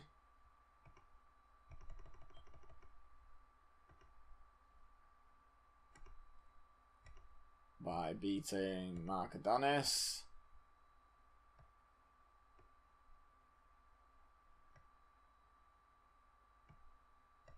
Decisively. And let's have some more storytelling. Applause. Right. That goes on second. Add a match. Add a match.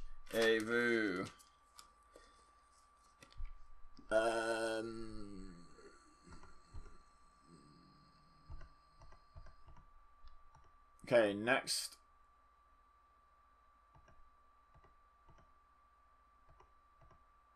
So what?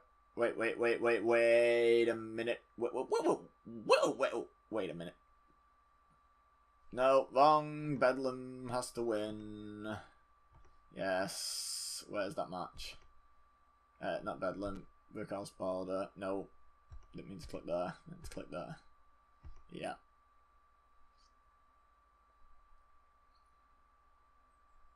So... Tis the opener.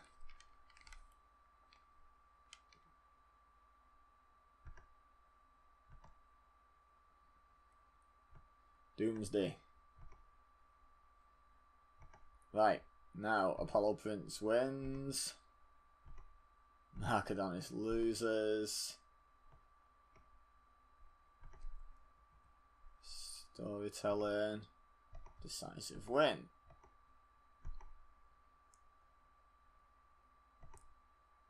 Oh yeah. And let's rename. There we go. Alright. Another triple threat. Another one.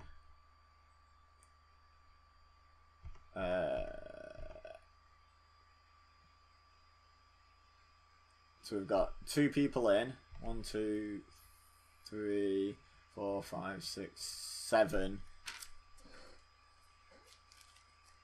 One of which isn't going to make it at all, which is probably you. It's definitely you.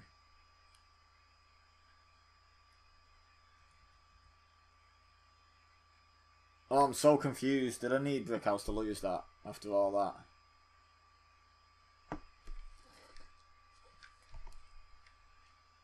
Oh, I've confused myself. What am I doing? Right, plan for everyone so far is win, win, win. Take them out. So that's 5 matches. We've got 2 more. 2 more matches.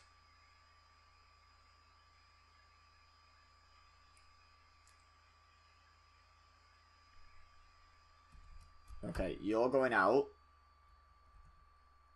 You're going through. You're going through. You're going out, but getting through. Okay, so yeah.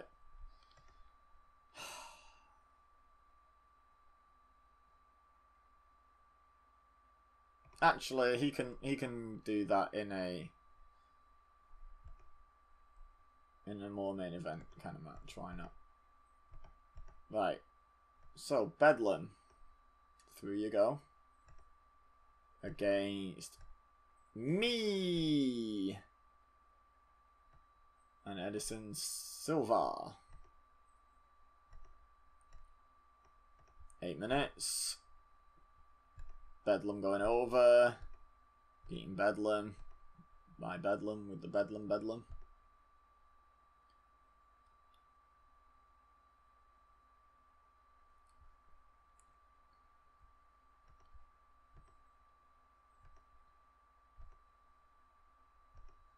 Decisive win.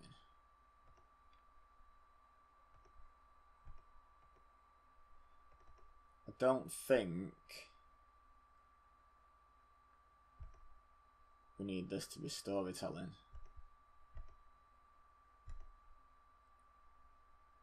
Also, we need to make a note of Doomsday.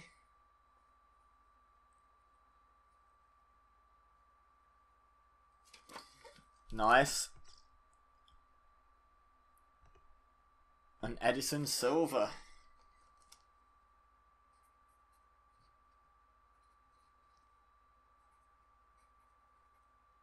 I shouldn't be doing it this way. Let's see if it works out. I might have to make some tweaks. So that's been 3 matches. So next is that.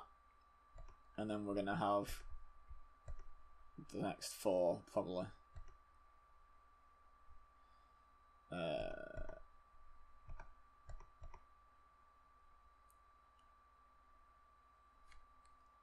So Nightmare is going through. Yeah, you see, here's where the problem comes in. Yeah, okay. You have to rebook some stuff.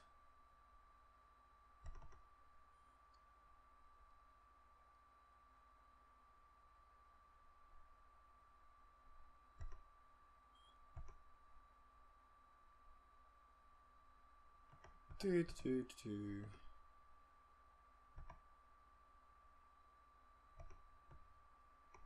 put Border back in there. Oh, come on.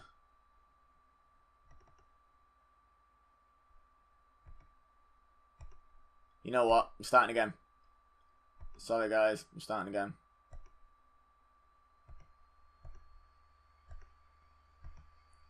I've done it all backwards. Add match. Right.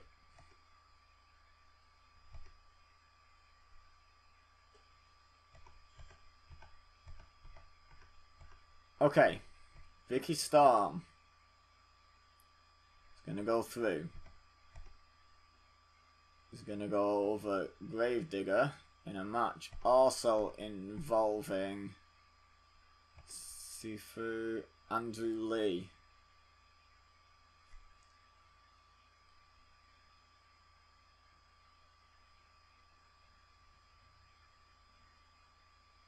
Do you reckon? Joe Simpson. Joe Simpson.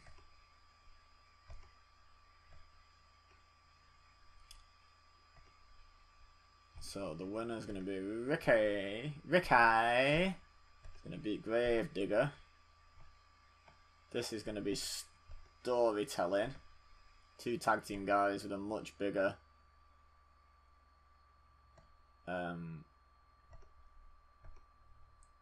opponent. So they use their tag team instincts to work down Gravedigger. Then Ricky Starr picks up the win.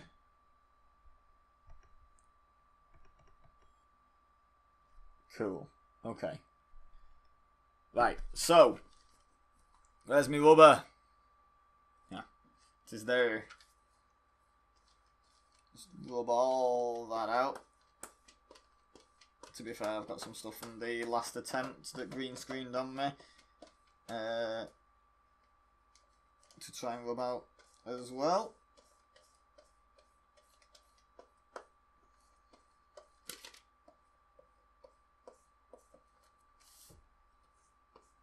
Nice. Okay. So this is only very temporary. I'm writing it in pencil, as I do most things, to be fair. Right.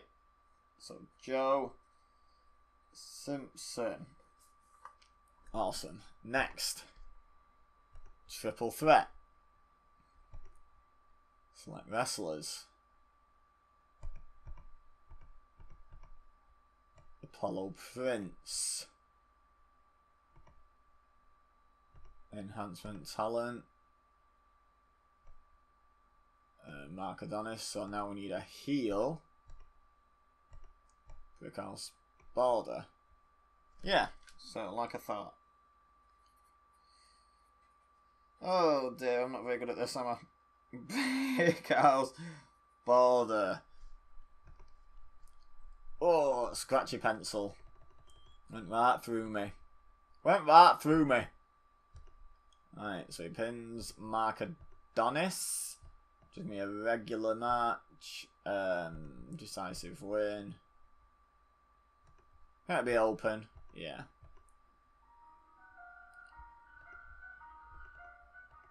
Lovely ice cream van in the background.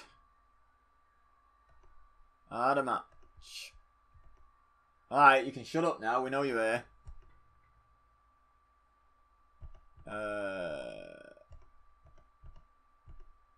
Bedlam picks up the win in a match that also involves Sifu.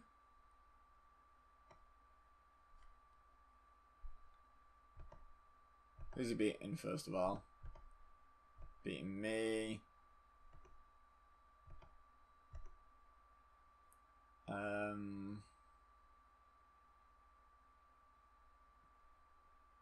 Andrew Lee's a decent shout.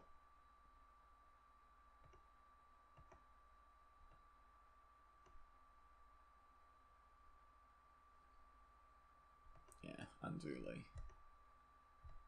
Since he's just got taken under Tommy's wing. No, not me. I'm not winning. Bedlam is winning. I am doing the opposite of winning. So we've got Andrew Lee going through. Andrew Lee. Nice. A decisive win. Then we've got the tag title match. Okay, we're back on track. That didn't take very long. Didn't take too long. Right. Nightmare wins over Edison Silva.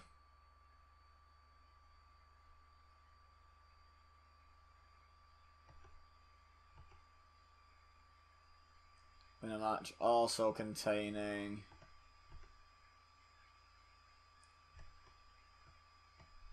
I guess BW Eddie.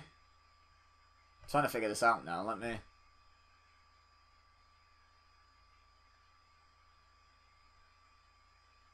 I need those 3 to lose, don't I?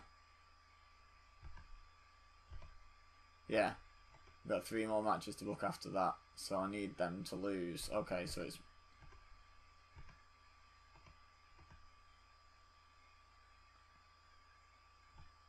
Sifu.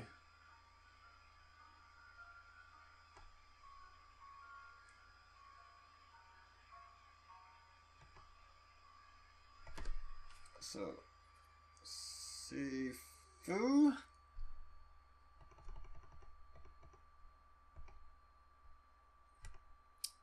Nightmare's winning. Silver is not. Decisive win. Yeah. Okay. Sifu goes to the qualifier. The second chance qualifier.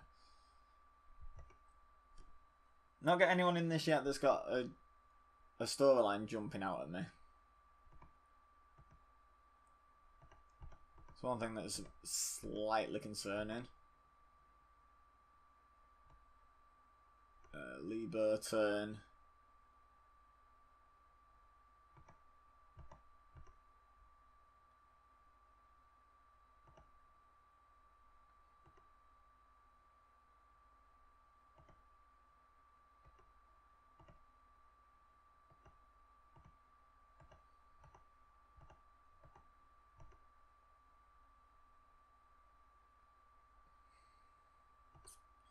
Going over Doomsday.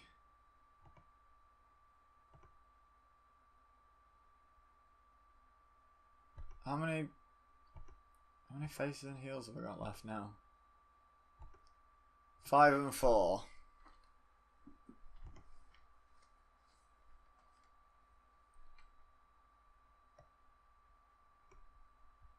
So let's put Beast Bantam in. I like Beast Bantam. Beast Bantam is getting to nod. All these predictable 8-minute triple threats. We might vary some up and down in a minute. Oh no, wrong one. We specifically want Doomsday to lose. Actually, it's gonna have to be an open match though.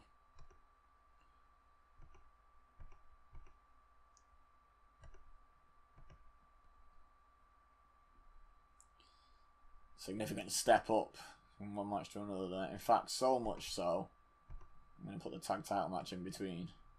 Okay, add match. Triple threat. And it's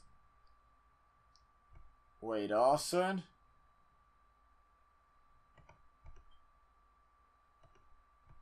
Beating Kelvin Badbury.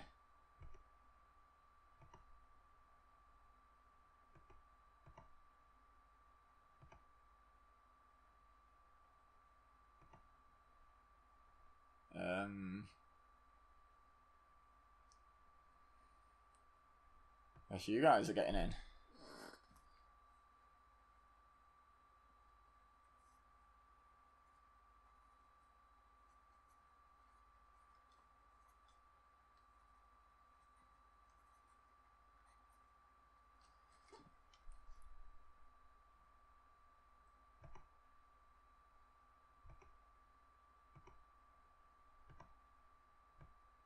Did I replace? Okay, there we go.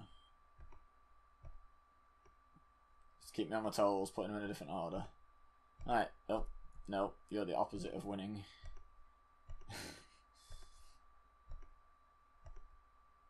Decisive. Add match. Last triple threat. Goodness gracious. Right, should be 3 guys left. Yep, beautiful. Mass Hulk, Michael X, War Machine.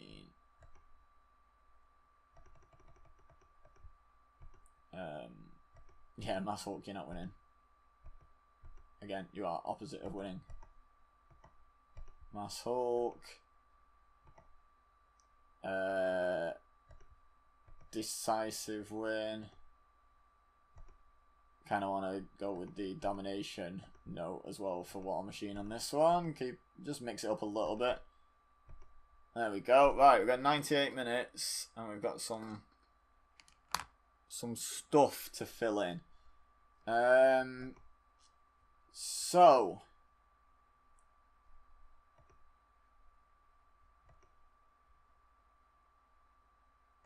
let's get all the angles there.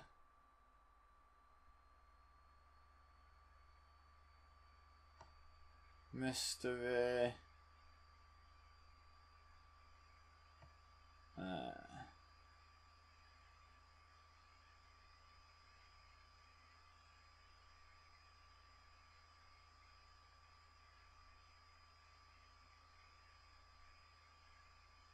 I was sort of hoping it'd be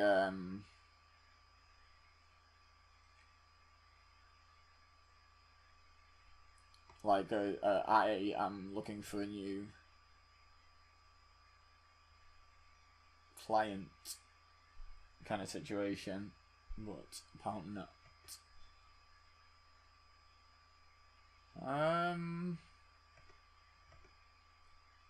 Right.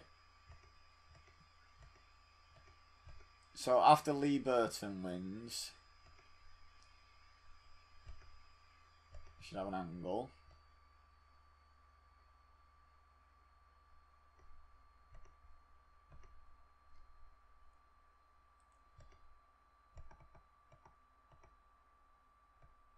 Where Lee Burton gets attacked by Buff Martinez and JB Cash.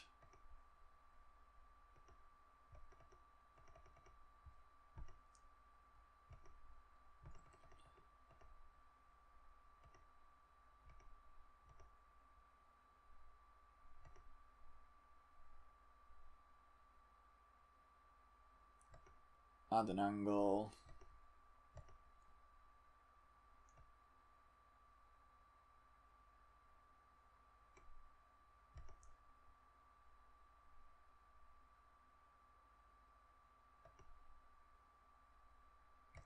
We're going to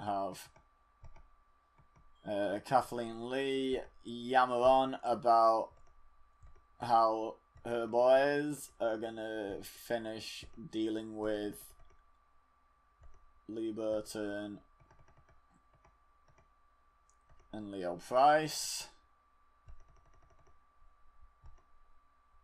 I know the 6-minute thing is kind of a little bit exploitative, but whatever, eh? 10 more minutes to fill. Oh, let's just remove that. I'll remove that before I forget, now that I don't need them.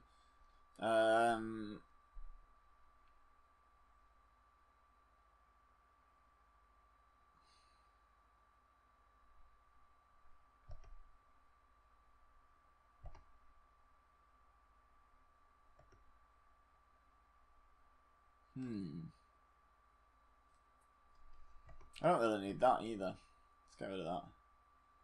Right, so we've done a little bit to boost that. We've started that. Oh, we've not started that.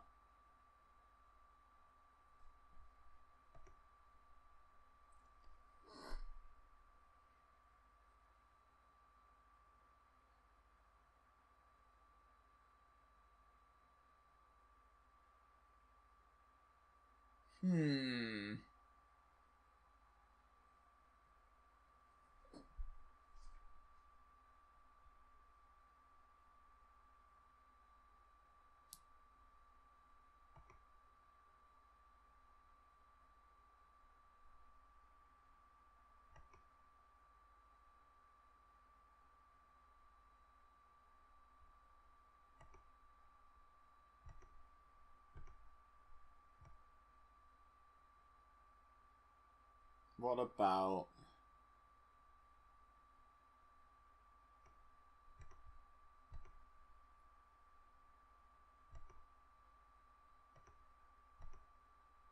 What about if we just have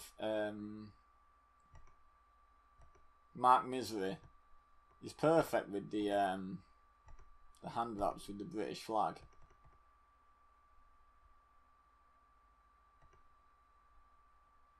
What if we have him...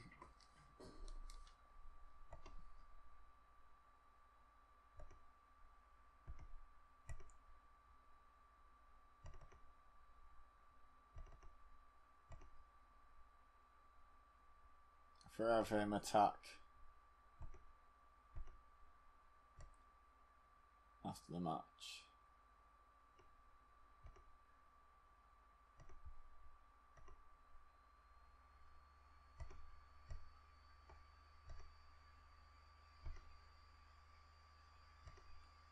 But I'm not going to include the match. No, wrong person. I'm not going to include Mark Misery just yet.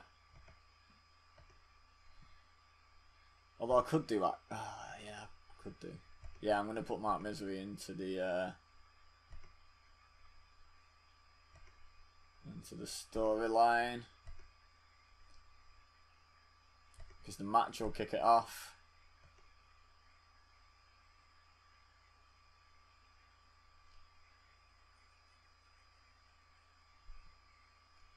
But he's just lost clean to Collar. Is he really a good shout for this?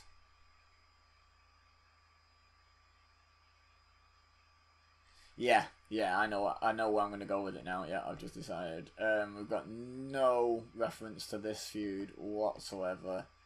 Or this one. Do you know what? That's fine though. That's fine. Okay, I feel like we finally booked the first show. Let's should we do a post show?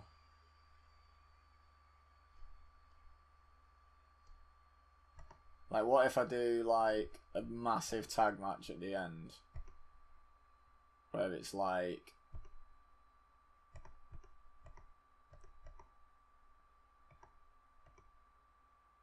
there we go, M5. I don't know why I bothered dragging my Travis in.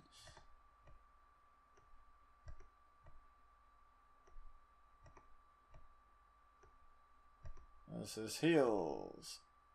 Oh, the heel side's more stacked, right?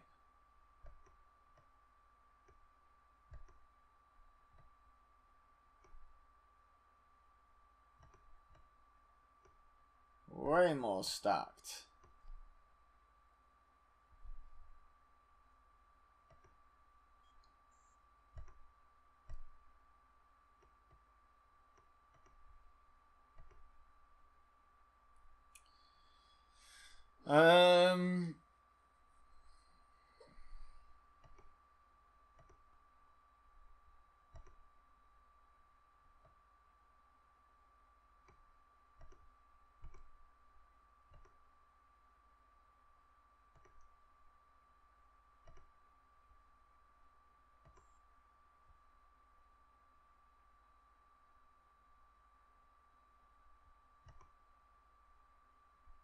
Oh yeah. Post show. No, is that unnecessary? I'm thinking of like selling tickets. If I can advertise all 10 of them on the show. Yeah, no, that's unnecessary. I'm not doing that. I'm not doing that. Let me know if I should be doing stuff like that, but I'm not doing for today. Right. Okay, so if you are watching the normal YouTube video, the base YouTube video, we're in Ireland at the Excite Extreme in front of 5,000 people, nice and sold out. We've got an A-rated opening segment. Jeff Nova, our owner, cuts the backstage promo and he's just explaining what's going to go down. We've got a big first night of Future of British Wrestling, new year, new show, new championship, huge show, huge. So we're going to kick off by announcing the new championship. We have the Young Lion Championship. This show is all about the younger guys.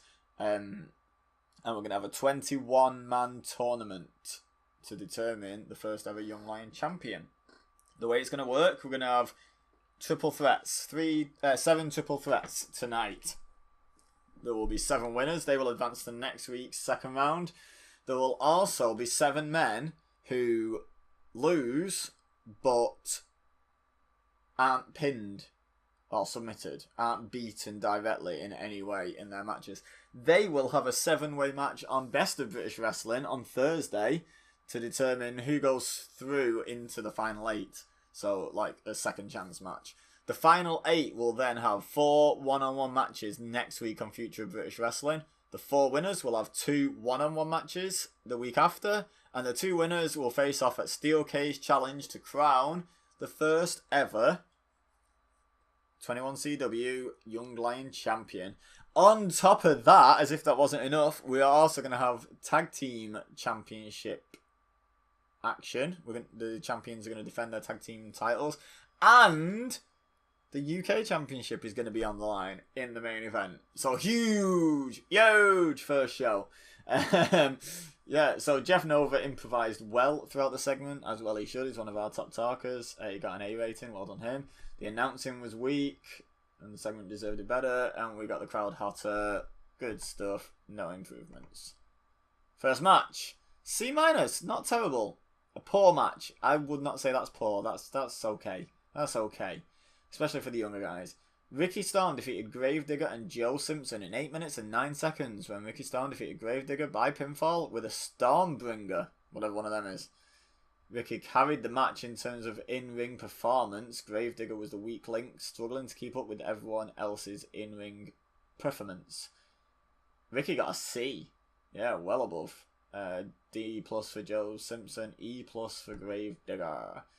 Joe Simpson with the double improvement, technical and performance. Gravedigger also got the performance and rumble. Ricky Storm did not improve by being in this match, probably because he was so much better than who he was in there with. But Ricky Storm advances and Joe Simpson goes into the unpinned loser second chance match on Thursday. Up next, another C- match, also rated poor. I disagree. Apollo Prince defeated Mark Adonis and Brickhouse Border in 8:28, so slightly longer, when Prince defeated Adonis by pinfall with the best named finisher in 21CW, the Apology. Get it?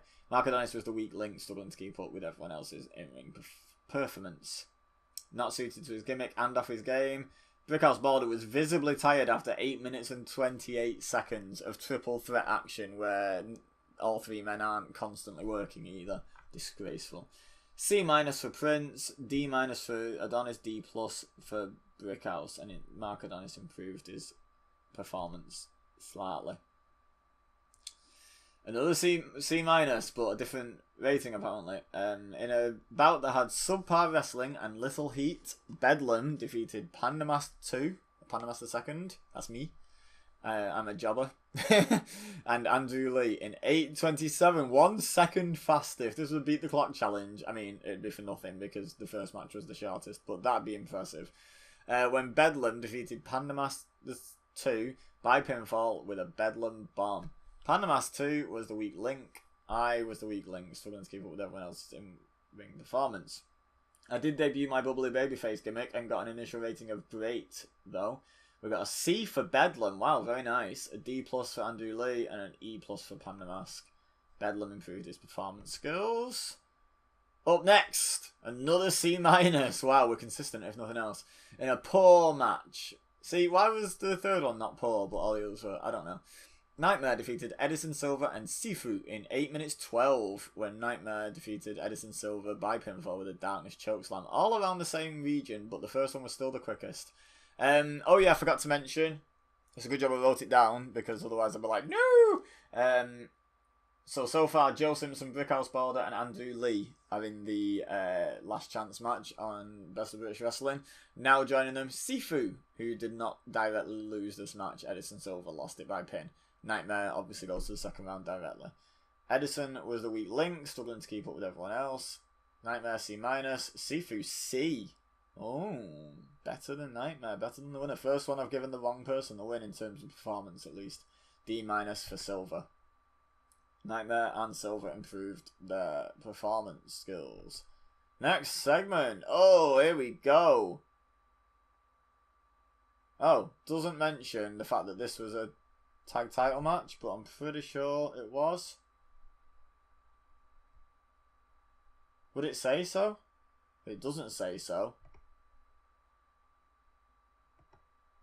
I definitely set it to be a tag title match. Anyway, in a decent match, rated C, the Defense Force defeated the Red Devils in 9 minutes 38. So the challengers beat the champions when Yuri Ilyakov intentionally got counted out while fighting DJ Reason. What a scumbag. Pitbull Brown was off his game, probably because he's just been replaced as head booker and he's sad about it. And might have won the titles here if he was booker. Deserve better announcing. They got C- and C. C+ for Pitbull Brown. DJ Reason was the best guy, B-. And we started a storyline with this segment. 21CW Tag Team Championship player. Pitbull improved performance, so did Victor. DJ Reason and Yuri improved Rumble, and Yuri also improved his technical skills. Good lad. Okay, back to the tournament. Decent match, rated C. Here we go, we're getting a bit better now. Lee Burton defeated Doomsday and Beast Bantam in 7 minutes 45. Wow, the quickest by some distance, when he defeated Doomsday by submission with a sleeper hold. I reckon he was already out thanks to Beast Bantam, and Lee capitalised somehow. In terms of in-ring work, Lee Burton was head and shoulders above everyone else. Doomsday was the weak link. No selling shown. What a shock. Oh, excuse me. Lee Burton, C+. Beast Bantam with a C. It wasn't head and shoulders above them, was it? It was only just better than Beast. Doomsday, E+. Rumble skills for Beast and Doomsday. Doomsday also got performance, and so did Lee. Very good.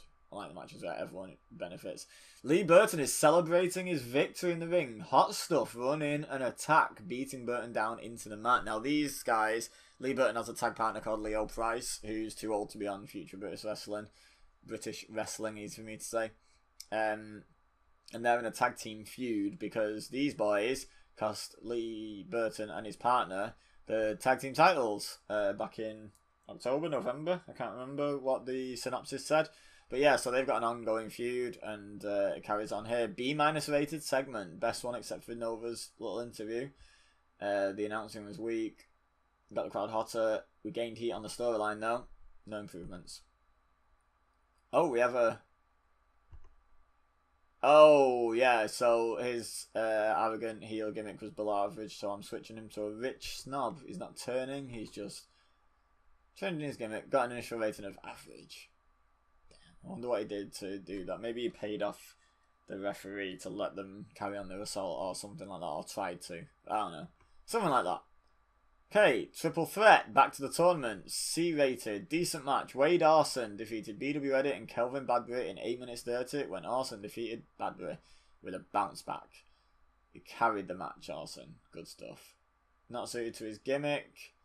Deserve better announcing. B- for Wade Arson. Wow. Is that the best in-ring performance we've had? I think it might be. Eddie got a D+, and so did Badbury. They all improved performance skills. Well done, lads. Well done. D+. Oh, this shouldn't have gone on last out of the tournament. Never mind.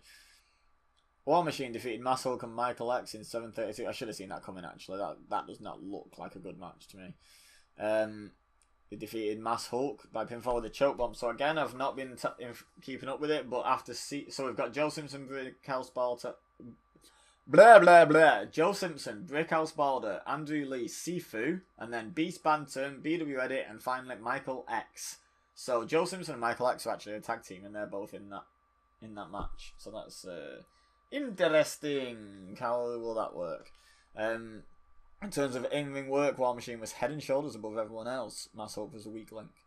Mass Hulk was off his game. Cliff King did some good work at ringside. That's War Machine's manager. E+ for Mass Hulk. D+ for Michael X. C+ for War Machine. All the pluses. Technical for War Machine, and then performance for War Machine and also Mass Hulk. Handle changes. Oh yeah, his monster gimmick was poor, so we're switching him to a man mountain. Above average. Beautiful. Next. B+ rated segment. Kathleen Lee had an interview hyping her team of hot stuff taking on the Pride in a tag team match at some point in the future. I hasten to add that's not happening tonight. One member of the Pride has already had a match and a beatdown. Kathleen Lee did a masterful job of improvising interactions with the crowd. The announcing was good for once, and we gained heat. Beautiful. In about main event, that had decent wrestling but didn't have much heat. Sebastian Collar defeated Mark Misery in 7:36. Quickest match of the night? Possibly. With a Hamburg Rock City. Sebastian Collar makes defense number 1 of his 21st Century United Kingdom title. So we had a guy who wears UK Union Jack wrist tape taking on the German United Kingdom champion. And the xenophobia storyline has started, guys. Vicky Company is not suited to a gimmick.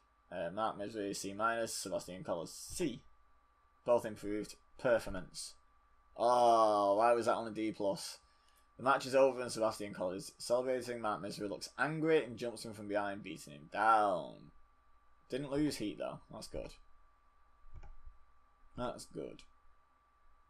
Oh, we got a C minus, so we still didn't gain any heat back, but we're still not losing heat, so that's good. Collar's been attacked by Mark Misery. Seeing this out, Apollo Prince, who won a match earlier, comes running in and chases Misery off, saving Collar from a serious beating. And that's the end of the show. The show rating overall is a C.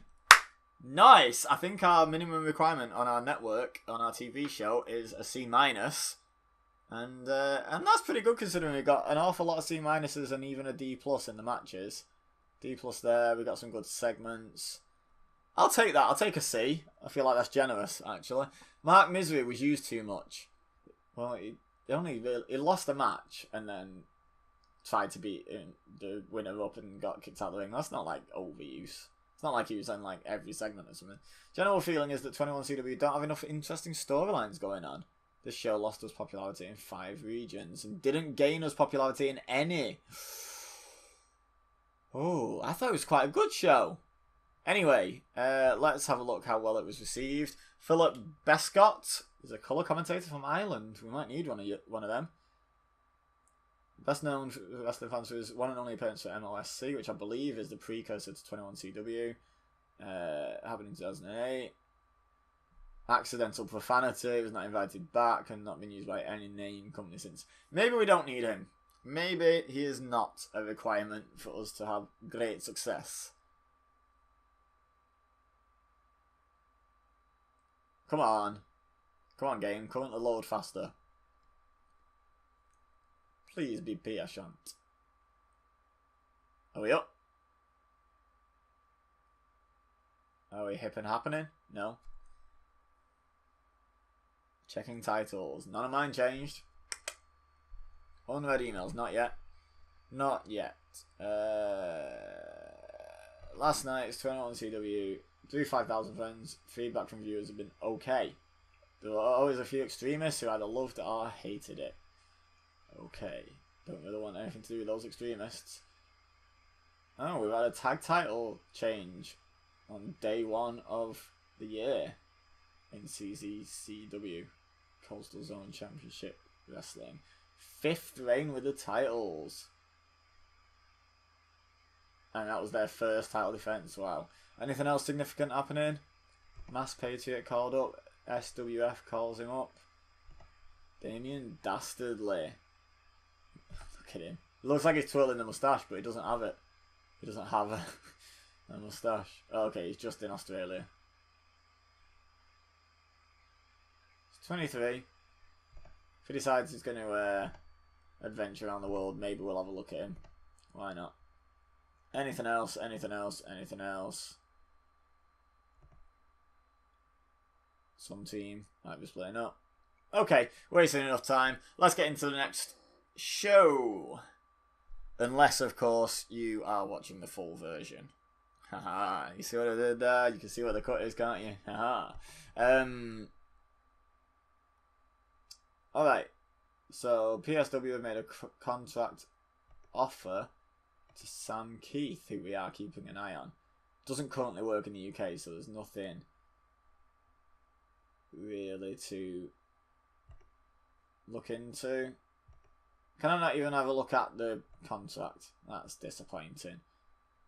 Who are even PSW? Regional Pittsburgh Steel Wrestling. I'm going to guess it's going to be a paper appearance kind of situation. New goals. Here we go. We've got new goals. We got new goals. We have been assigned some new goals by Jeff Nerva. Give me... Oh my god, there's a lot. I was going to say give me Novocaine, but oh my god. Right. So, goal number 1. Do not lose pop in UK by Jan 18. Oh, goal number 2. Rise to international size by Jan 18. Leo Price. He wants Leo Price. None of these three were part of my plans to majorly push. Oh well. Plans change, eh? Thanks to Moneybags. Moneybags Nova. Okay. So Leo Price. At least B minus. Pop in UK by August. Oh, Scotchy Pencil. August 17. Who else? Philip with 2 L's. I have to actually double check. Cooper. At least B. Popularity in UK by August 17 again. August 17. Who's next? Lance Martin. Just Lance, though. I mean, we might drag Kelly up with him, his brother. Lance Martin. At least B minus. Pop in UK by... got a little bit longer on him. Jan 18. No hiring luchadores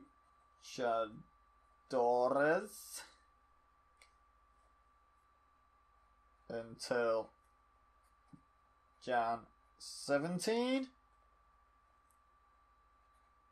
No hiring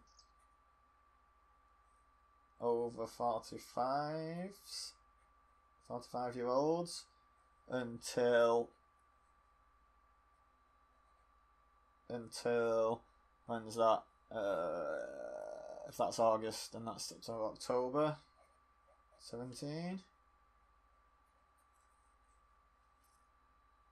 And no hiring MMA crossovers until Jan 18. January 18, Steel Cage Challenge is going to be a massive MMA crossover tournament.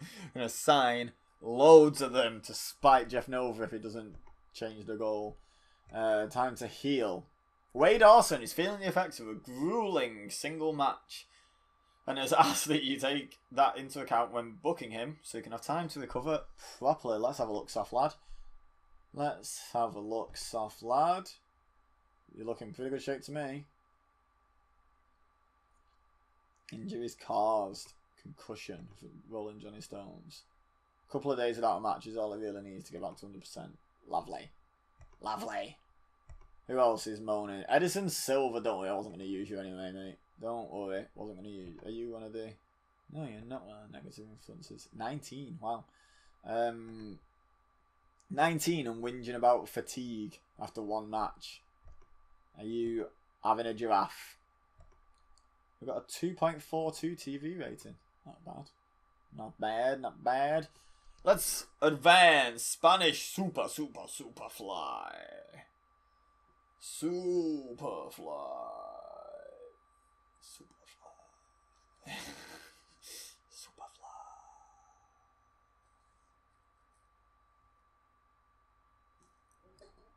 Oh, good grief. This video's going long.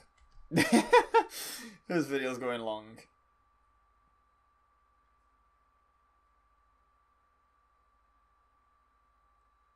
I'm not actually sure how long. I can't actually check because I didn't look at the time when I was starting it up. Look at them eyes. They don't look like they're meant to be in that guy's head. They look like they're from a different render, don't they? Oh, decisions. But before we do... Oh. Rogue has turned babyface. Whoever that is. Hardcore killer to retire. I'm sure you'll be sorely missed. Whoever you are. Who are you? Some American hardcore guy, I'm guessing. Anything else? No. Decisions? You're the only one who's got back to me. You must be Desperado. You're better as a heel, right? Yeah, quite substantially better as a heel. Complete that contract. No one else has got back to me yet. Roster. Auto push. Auto push. There we go. We're still waiting on news back. I don't want to assign him a manager before, like, and it'd be rubbish. So that's not happening yet. Not happening yet. Eric Eisen, the Supremacist. That's not a good nickname. Youngest son of SWF owner Richard Eisen, a controversial figure in his own right. Pretty decent worker in his own right. Yeah. The combination of Eric's backstage arrogance and the blatant nepotism that his dad has shown him has always made sure that he's not a popular figure with the rest of the locker room. Although this doesn't seem to bother him much. Originally a high flyer, devastating knee injury in mid-2008, sidelined Eric for 18 months and led to him adopting a more brawl-heavy style when he returned. A constant in the main event scene for many years, it is rumoured that his continued push at the expense of others was one of the key reasons why Rich Money and Steve Fraley quit the company in 2014. I only just managed to read that in time. That was quick loading. Decisions. Decisions. Ah, here we go. Let's get down to business. Something, something, something. What is this? Something about a circus in town. Something, something. Yeah. Click. Select. Please note. Certain Peter advanced to a contract. Please note it does not become active for another 7 days. So that he has a chance to lose his title. So your tag team partner is going to be a face as well then. Same deal. Okay. How old are you? 43. I can still sign you. Woo woo. Jeff Noah's 45, isn't he? I'll have a look in a second. In fact, I can have a look now, can't I? Oh, wrong way. I can do alphabet. Jeff Nova. Jumped to... I know he's 43. I thought he was like having some sort of weird world's weirdest ego trip where he just wants to be the oldest guy. Definitely a heel. Complete contract. Tony Vat. Oh, you're partners with Doofalotsis, so you're going to be a heel. He's a heel! First time I've done that in this episode. And I do listen to that a lot, if you know what I'm referencing. He's quite good as a babyface, but he's better as a heel. So he's a heel! Michael Gregory, yeah boy! I think he's good as both. Yeah, he's very strong as both. Let's not sign him just yet. Let's have a quick look at our roster first. In-ring pushes. Right. In fact, we should just make this easier. Disposition. Face. 3, 6, 9, 12, 15, 18, 21, 22. Okay. Oh wow, loads more. 3, 6, 9, 12, 15, 18, 21, 24, 26. Good grief, you're coming in as a face, mate. You are coming in as a face. I think he might be slightly better as a heel. You know, like when we know more about it, he'll be slightly better as a heel. That's why it defaults to heel. But for now, that's happening. More auto push. After push. Lovely. No, I'll be available. Oh, Michael Gregory's like that and be available in 1. Uno Wico. Oh, that was quick. Gonohoya. Gonohayoi. Kada. What the hell does that say? Do we want Northern? Let's go have a look at our ticket situation. Why are we expecting so few fans? Exactly the same number expected in North and Scotland. Let's stay in Ireland. Let's say it's a little bit of an Irish tour. Excite Centre as well. Saving money. Making sure we sell out. Any locker room incidents? No.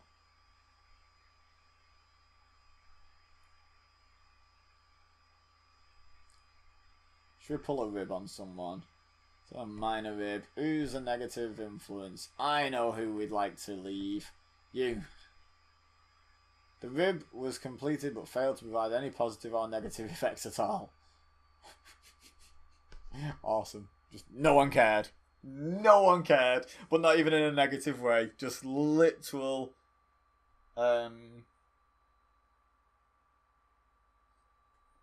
I can't think of the nice word. I want to say pacifism, but that's not the right word. That's for not. That's like not wanting to fight or go to war. Just passiveness. Just a complete passive lack of reaction. I guess we'll go with. Okay. So now, this is our.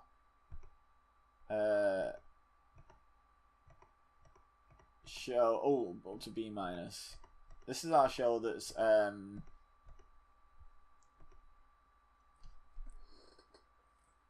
something that's more story based.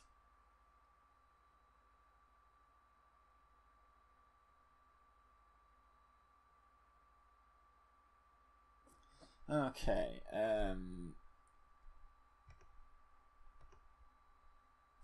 Add an angle.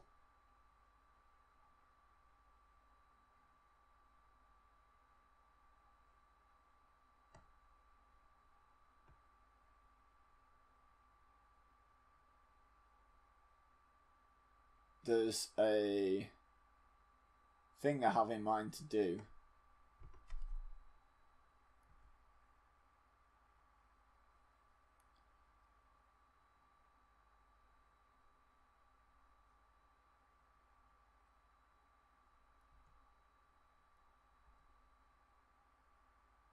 I think this one.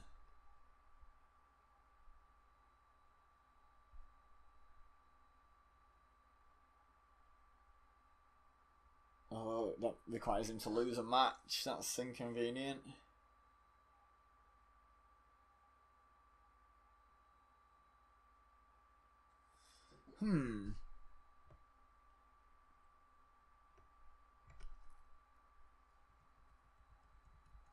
Let's have a look through these.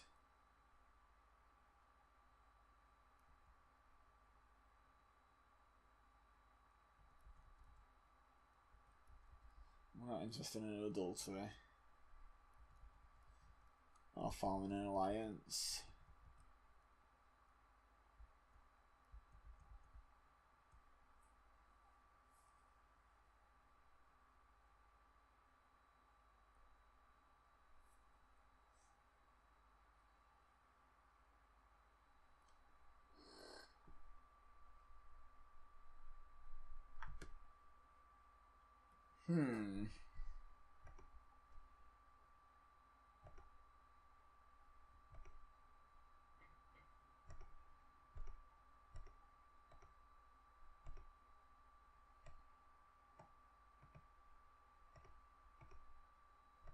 Have I got anyone with great menace? Oh, I have. Ooh! Ooh! Where's menace? Can I see it just on... Yeah, I can. Okay, cool. 90.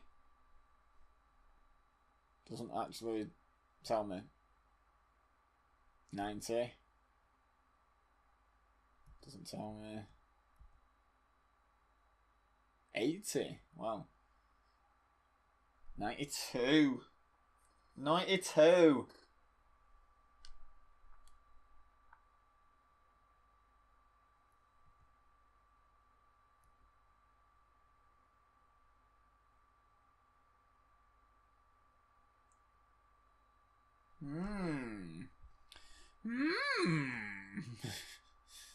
So.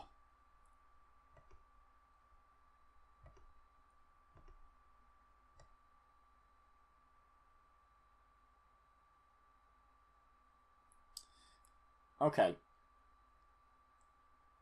So match request.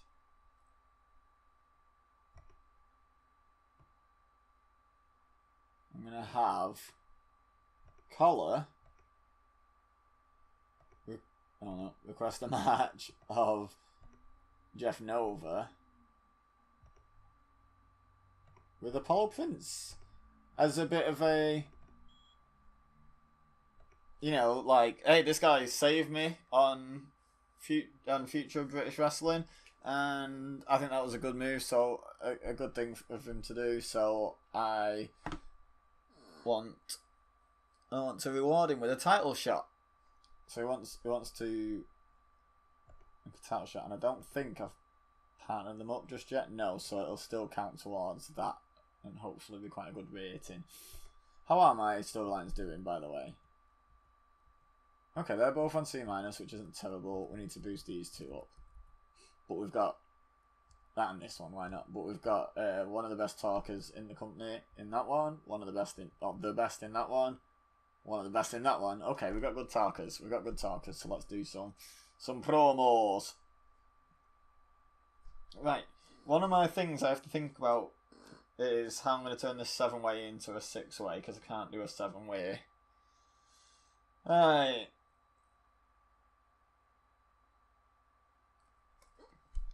Yeah, that's what I was looking for originally, was a way to...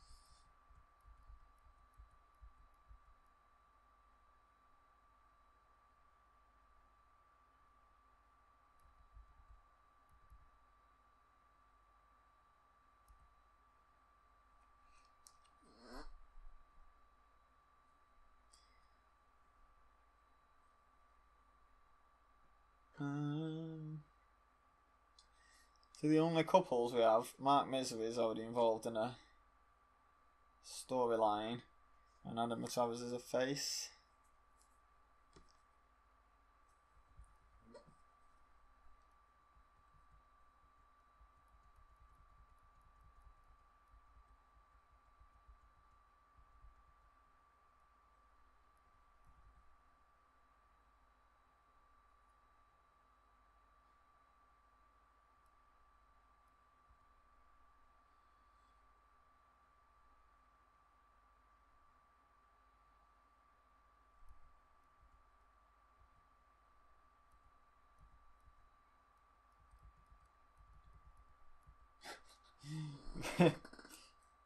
Could just do something silly like this. One. So we've got 4 faces and 3 heels, so we do need to take a face out. And it's easier to take a face out because heelish things. Okay, I'm just gonna do a crossword thing.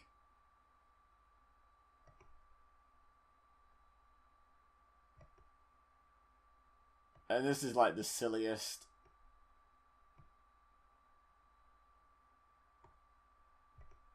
Like, thing. But, you know what? It's, no, you know what? Let's not go 5 minutes on that. That's just a couple of minutes segment. Just a couple of minutes segment. Right, and then, later in the show...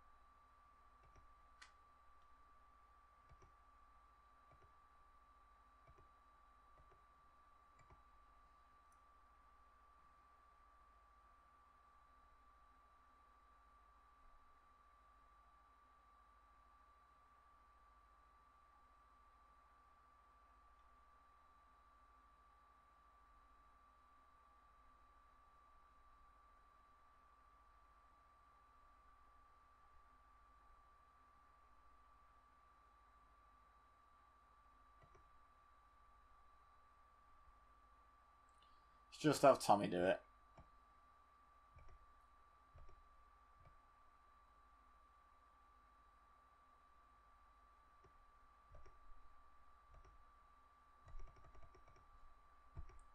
This is going somewhere, guys. This is going...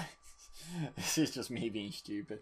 Basically, this is me wanting to set up Tommy Cornell versus Andrew Lee just as a match.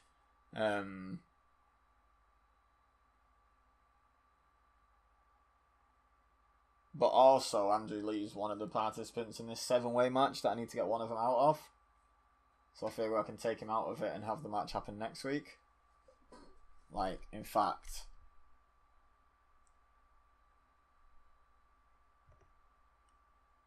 I can't prove it.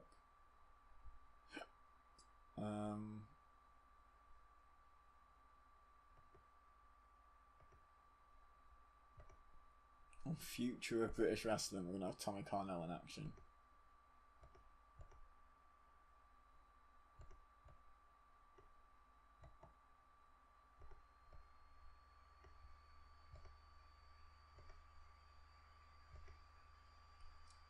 Cool.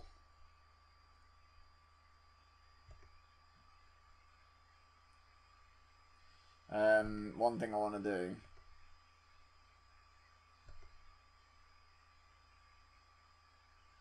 I'm going to add Jeff Nova in.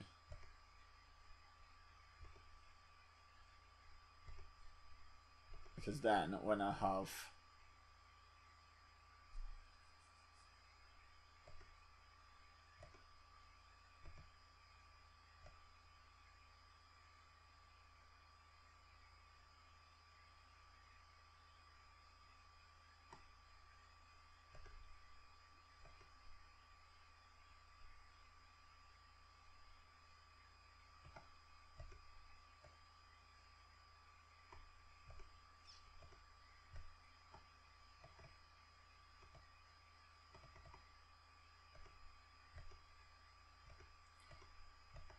So his punishment for attacking a young kid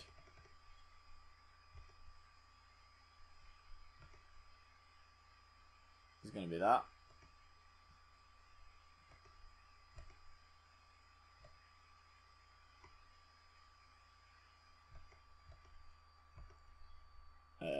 We're also going to see Kevin Jones chased off Edward Cornell. Oh my god.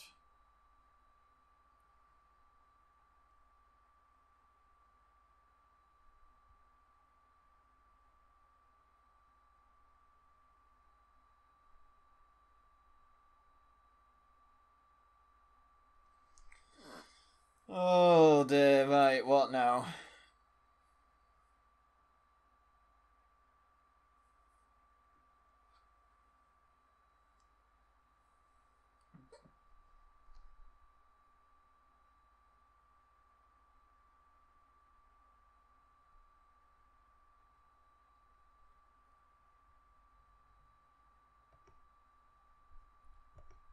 I had a match. Travers versus Tommy Cornell because Kevin Jones chased. Do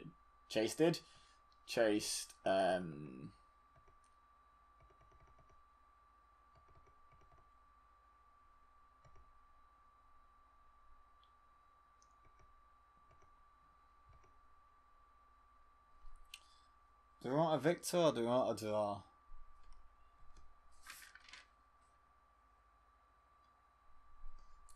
We'll have Tommy win, actually.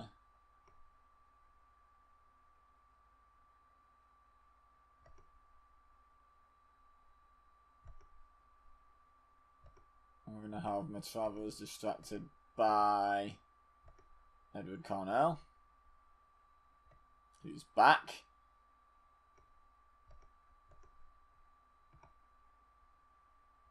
The match is going to be a spectacle.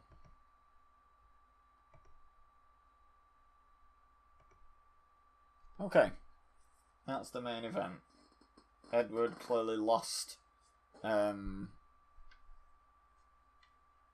Jones at some point. Comes back to help. He clearly won the car chase. Right,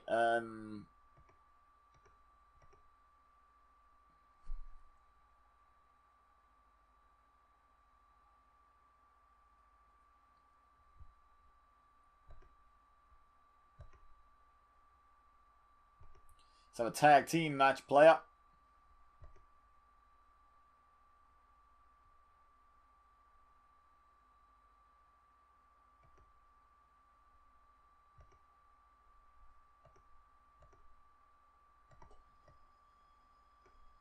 Yeah, they can face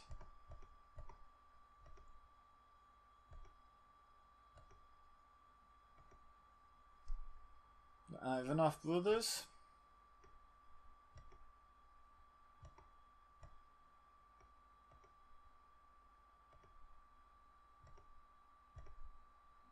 Leo Price can pick up the win.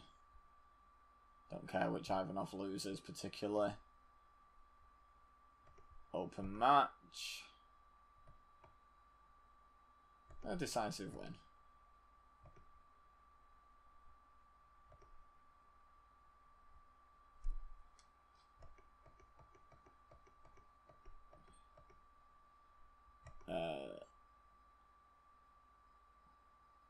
Then after the match,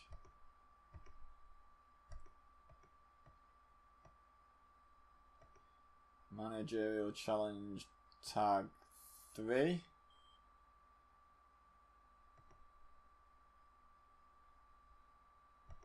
Catalyst. Kathleen Lee.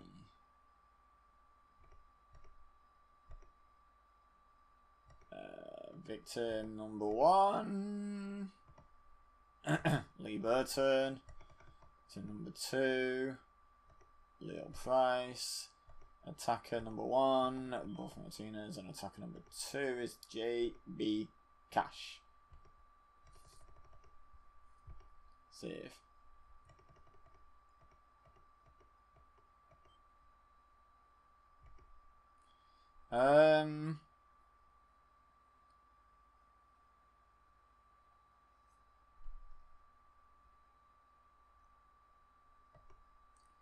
Add a match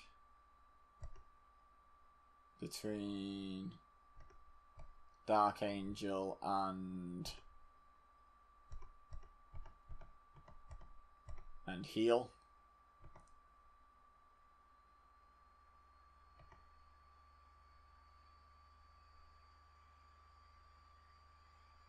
Oh, I don't make my tag teams. Hang on that. Hang on that. Can I still make... Yeah, I could have done it to that as well. Never mind. Right. Adam Travers. Petey Barnes. Auto name. Show Stealers. Inactive unit. Save. Add team. Jamie Anderson and Beast Bantam. Devil on the Beast. Unit. Save. Add team.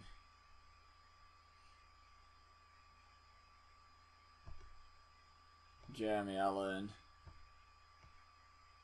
Tony Wright. Stud Express. Save. Add team. Kevin Jones. Jeremy Allen. Monkey Business. Inactive unit. Save.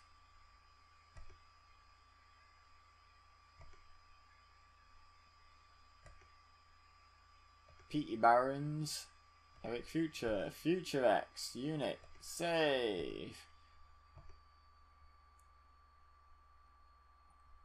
And Leo Price and Walter Morgan, Wigan Bulldogs, inactive unit, save. Filter, like, any type. Oh, we got some teams. We've got 1, 2, 3, 4 teams with A-star experience. Heel, face, heel, heel. Okay.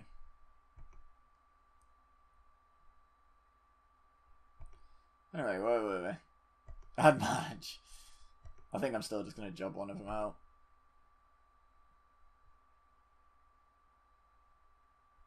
Probably the guy who's on a regular contract, right?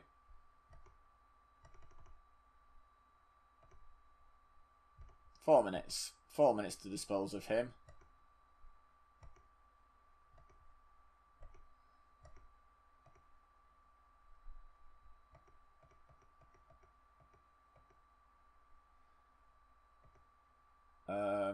Add another match. 59%. Whoopsie. Whoopsie!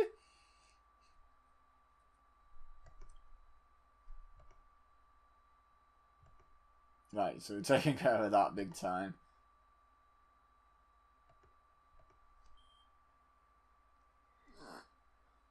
Huh.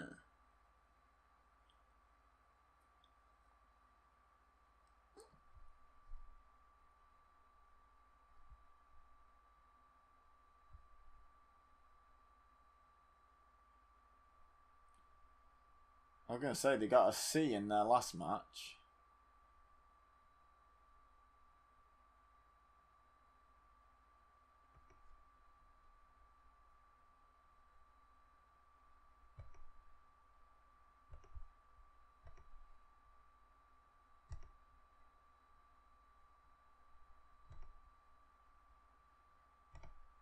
It's only right, they should have a rematch, right?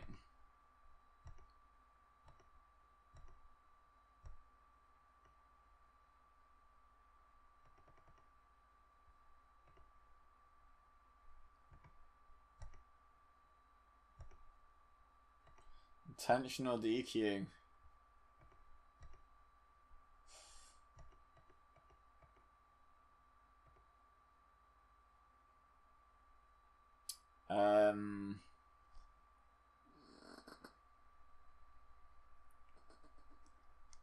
Let's have a think.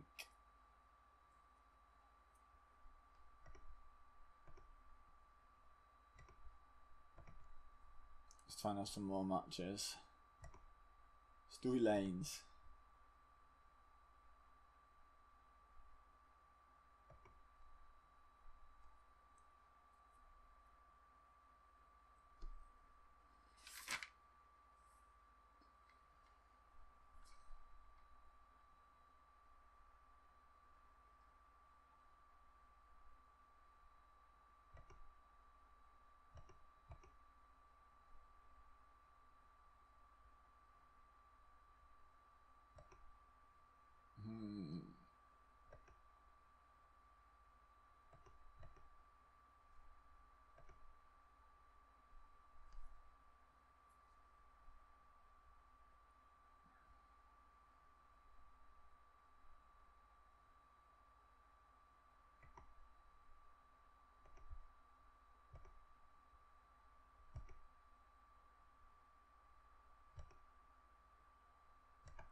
Teams of heels.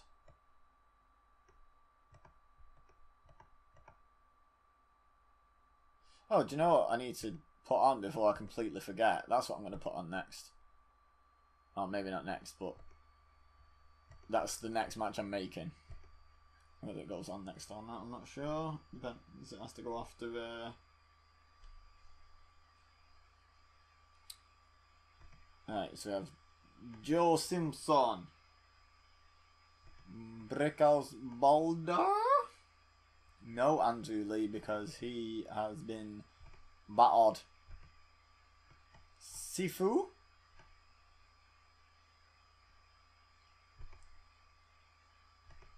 Beast Bantam.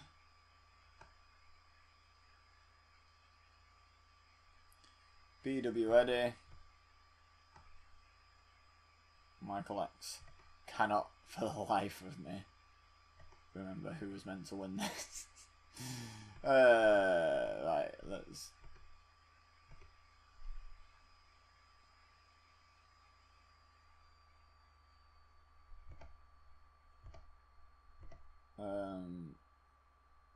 Beast Bantam. Brickhouse Balder.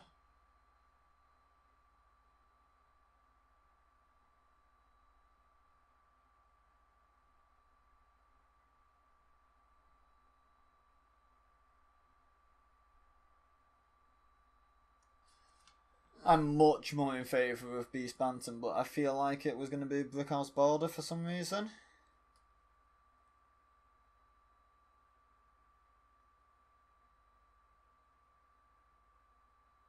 It doesn't really matter.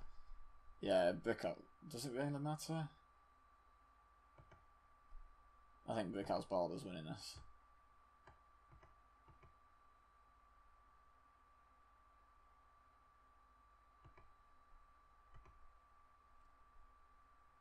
There you go. It's fate.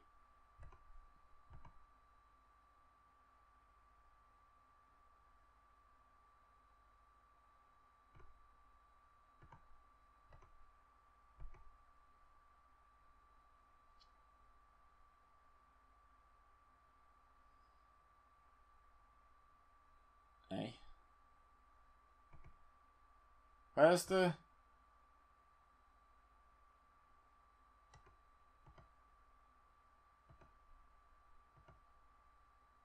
Oh!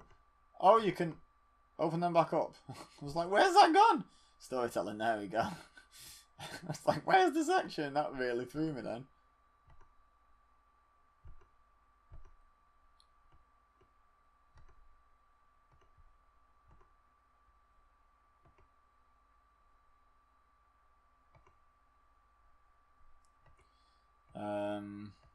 Yeah, it's going to be straight after that, so he couldn't possibly have taken part. You feel me? You feel me, fam?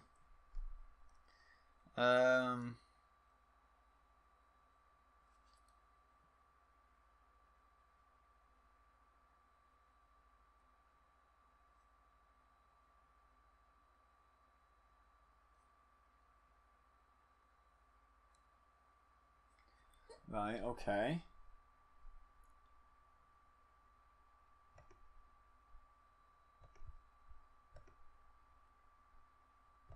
We're running out of time here.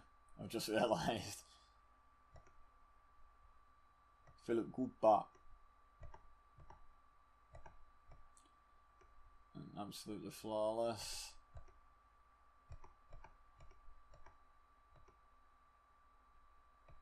Versus Panda Mask. And the Men of Steel. I wonder who's winning that one here, guys. I wonder who's winning that. Let's go 7 minutes. That's generous. Who's more urgent? Philip Cooper. Let's have him win then. Panda Mask. You lose. Decisively. Save. Uh-oh. Right, okay. Okay, so even though it's another angle, this was supposed to be a match. So, yeah, we need to do Apollo.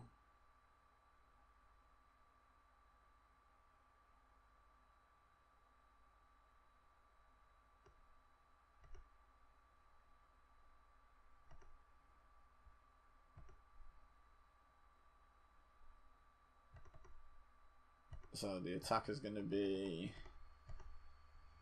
Nightmare.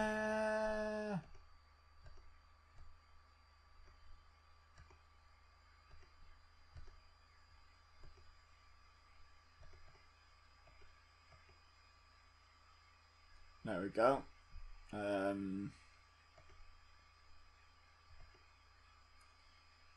Might as well add Nightmare in now so I don't forget between episodes.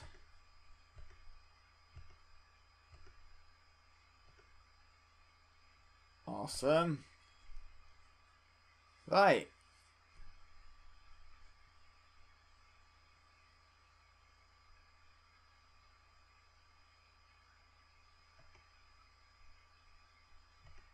Cool. What's left to do?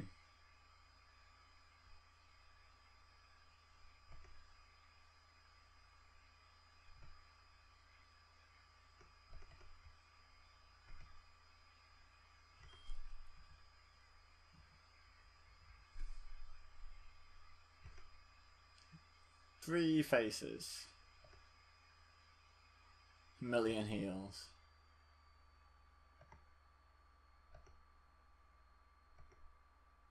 Do you know what? Let's have a tag team match player.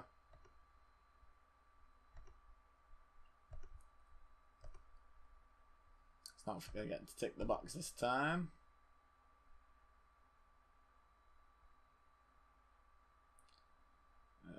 Daniel Black Francis and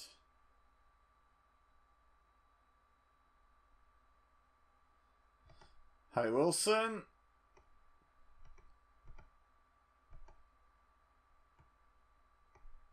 This is hot stuff.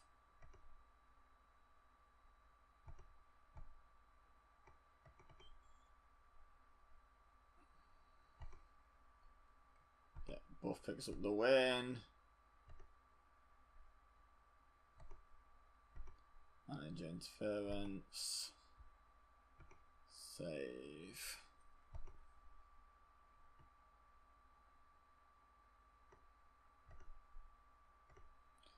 And send the fans home happy. By having the faces attack. This won't count towards the feud rating. So hopefully it's not too good. Don't do too good of a job, guys.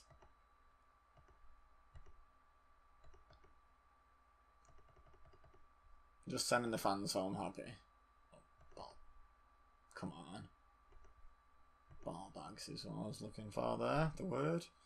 I have 5 minutes of pre-show left. Oh well. Post-show. Can't really bother doing much for a pre-show either.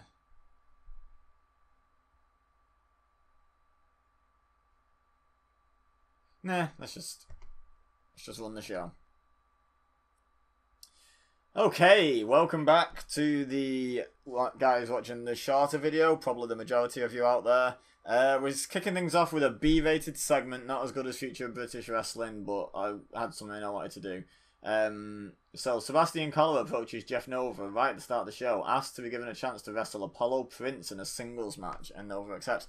So the story behind this is basically Apollo saved Collar from a beatdown by Mark Misery after the main event of Future of British Wrestling. So Sebastian Collar's like, hey, can we give that guy a title shot? Like, I think that's fair. That's, you know, he did a good deed. He deserves to be rewarded. And Jeff Nova's like, yeah, that sounds like a good match. Let's do that. Collar enjoyed going off script. Jeff Nova always improvises well. I haven't had a save file yet where Jeff Nova hasn't improvised well. The commentary was good. Strong start to the show, and we gained heat on the xenophobia storyline. Awesome. Next segment. No pre-booking. Ah, not bad. B- in a decent match. I wasn't expecting this to be that good, to be honest. The Pride defeated the Ivanov brothers in 11:59 when Leo Price defeated Ivan Ivanov by pinfall with a bad day at Black Rock. The commentary wasn't, well, the colour commentary wasn't great. B- for Lee Burton. C+ for Leo Price. C+ is all round for the Ivanovs. Performance skills up for Lee O. Price. Good save, so well done. The Pride are in the ring when Kathleen Lee comes out, so this is just after their win. She challenges them to a tag team match player on behalf of her clients, Hot Stuff. Challenge is accepted. While their backs are turned, the Pride don't notice Hot Stuff hitting the ring and get blindsided. They're left down and out. Rating B. Lee Burton struggled off script, and so did Leo Price.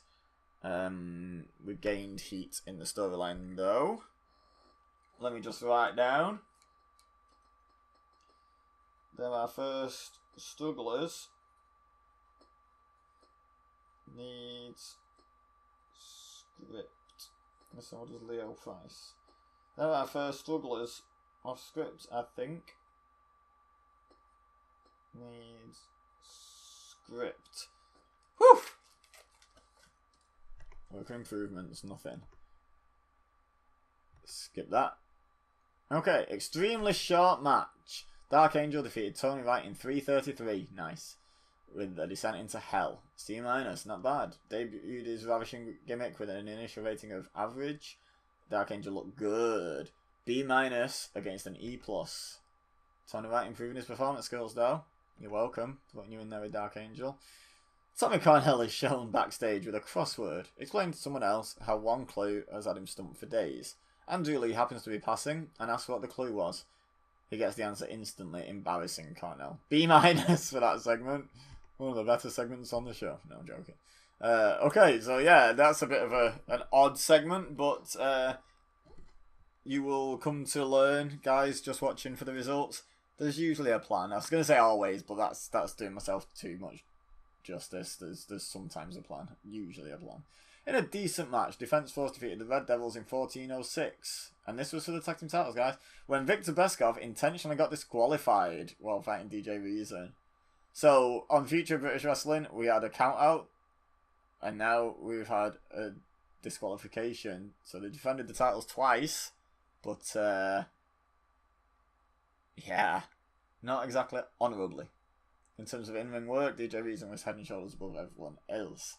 Pitbull Brown was a C, DJ Reason B-, Ilyakov C-, Beskov C. And we gained heat on the Tag Team Championship storyline C+. Wasn't the last match a C? So that's good. They're improving. Pitbull Brown improved his performance skills.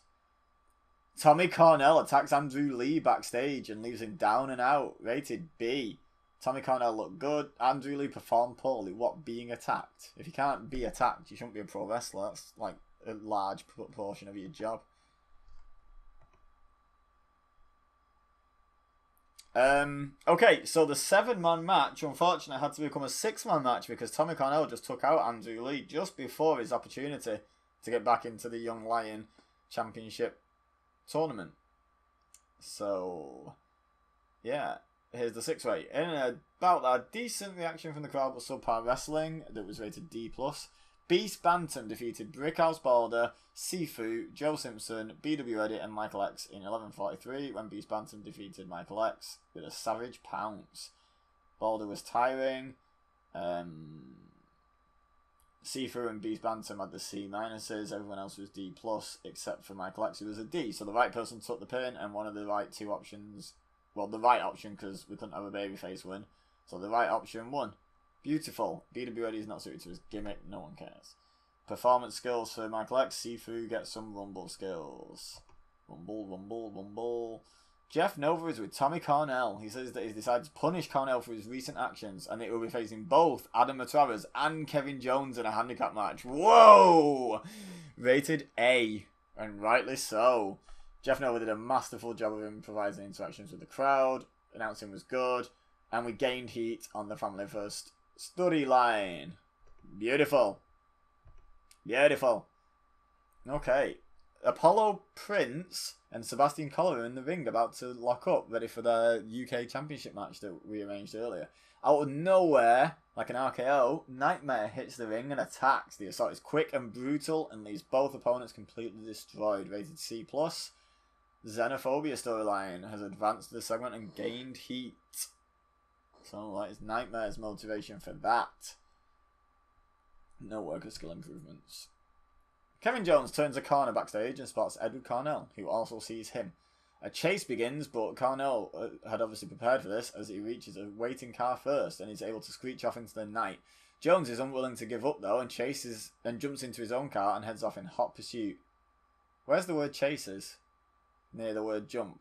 Nowhere near. The word chase is kind of like up and to the left a bit here, but not really that close. I don't know where I got chases from. B- segment. The family first storyline has advanced with this segment. Didn't lose any heat though, didn't gain any. Just advanced. Deserve better colour commentary. Oh. Oh yeah, he wasn't suited to his gimmick. He's not turning, he's just got a very good arch competitor gimmick. Very good, very good, very good. Okay. C. Poor match. Philip Cooper and Absolute Flawless defeated Panda Mask and the Men of Steel in 7 minutes 21 when Philip Cooper defeated Panda Mask by pinfall with the Cooper Fly Splash. Lance Martin B-, both of his partners C+. Mass Hulk E+, both his partners D-. Wrong guy took the pin. Alright, look at all these skills. Philip Cooper, technical and flying. Kelly Martin, performance. Lance Martin, performance as well. And Rumble. Panda Mask and Mark Adonis, technical. And of course, Mass Hulk is perfect already. Doesn't need to improve anything, clearly. In an exceptional match, Tommy Cornell defeated Adam Matravers in 21-38. How is it exceptional if it's B-? That's disappointing. By submission with a guilt trip after a distraction from Edward Cornell, who was supposed to have left the arena in a car. Yoda is intrigued. Adam Matravers got a B+, Tommy Cornell got an A*, and somehow the match gets a B-. What?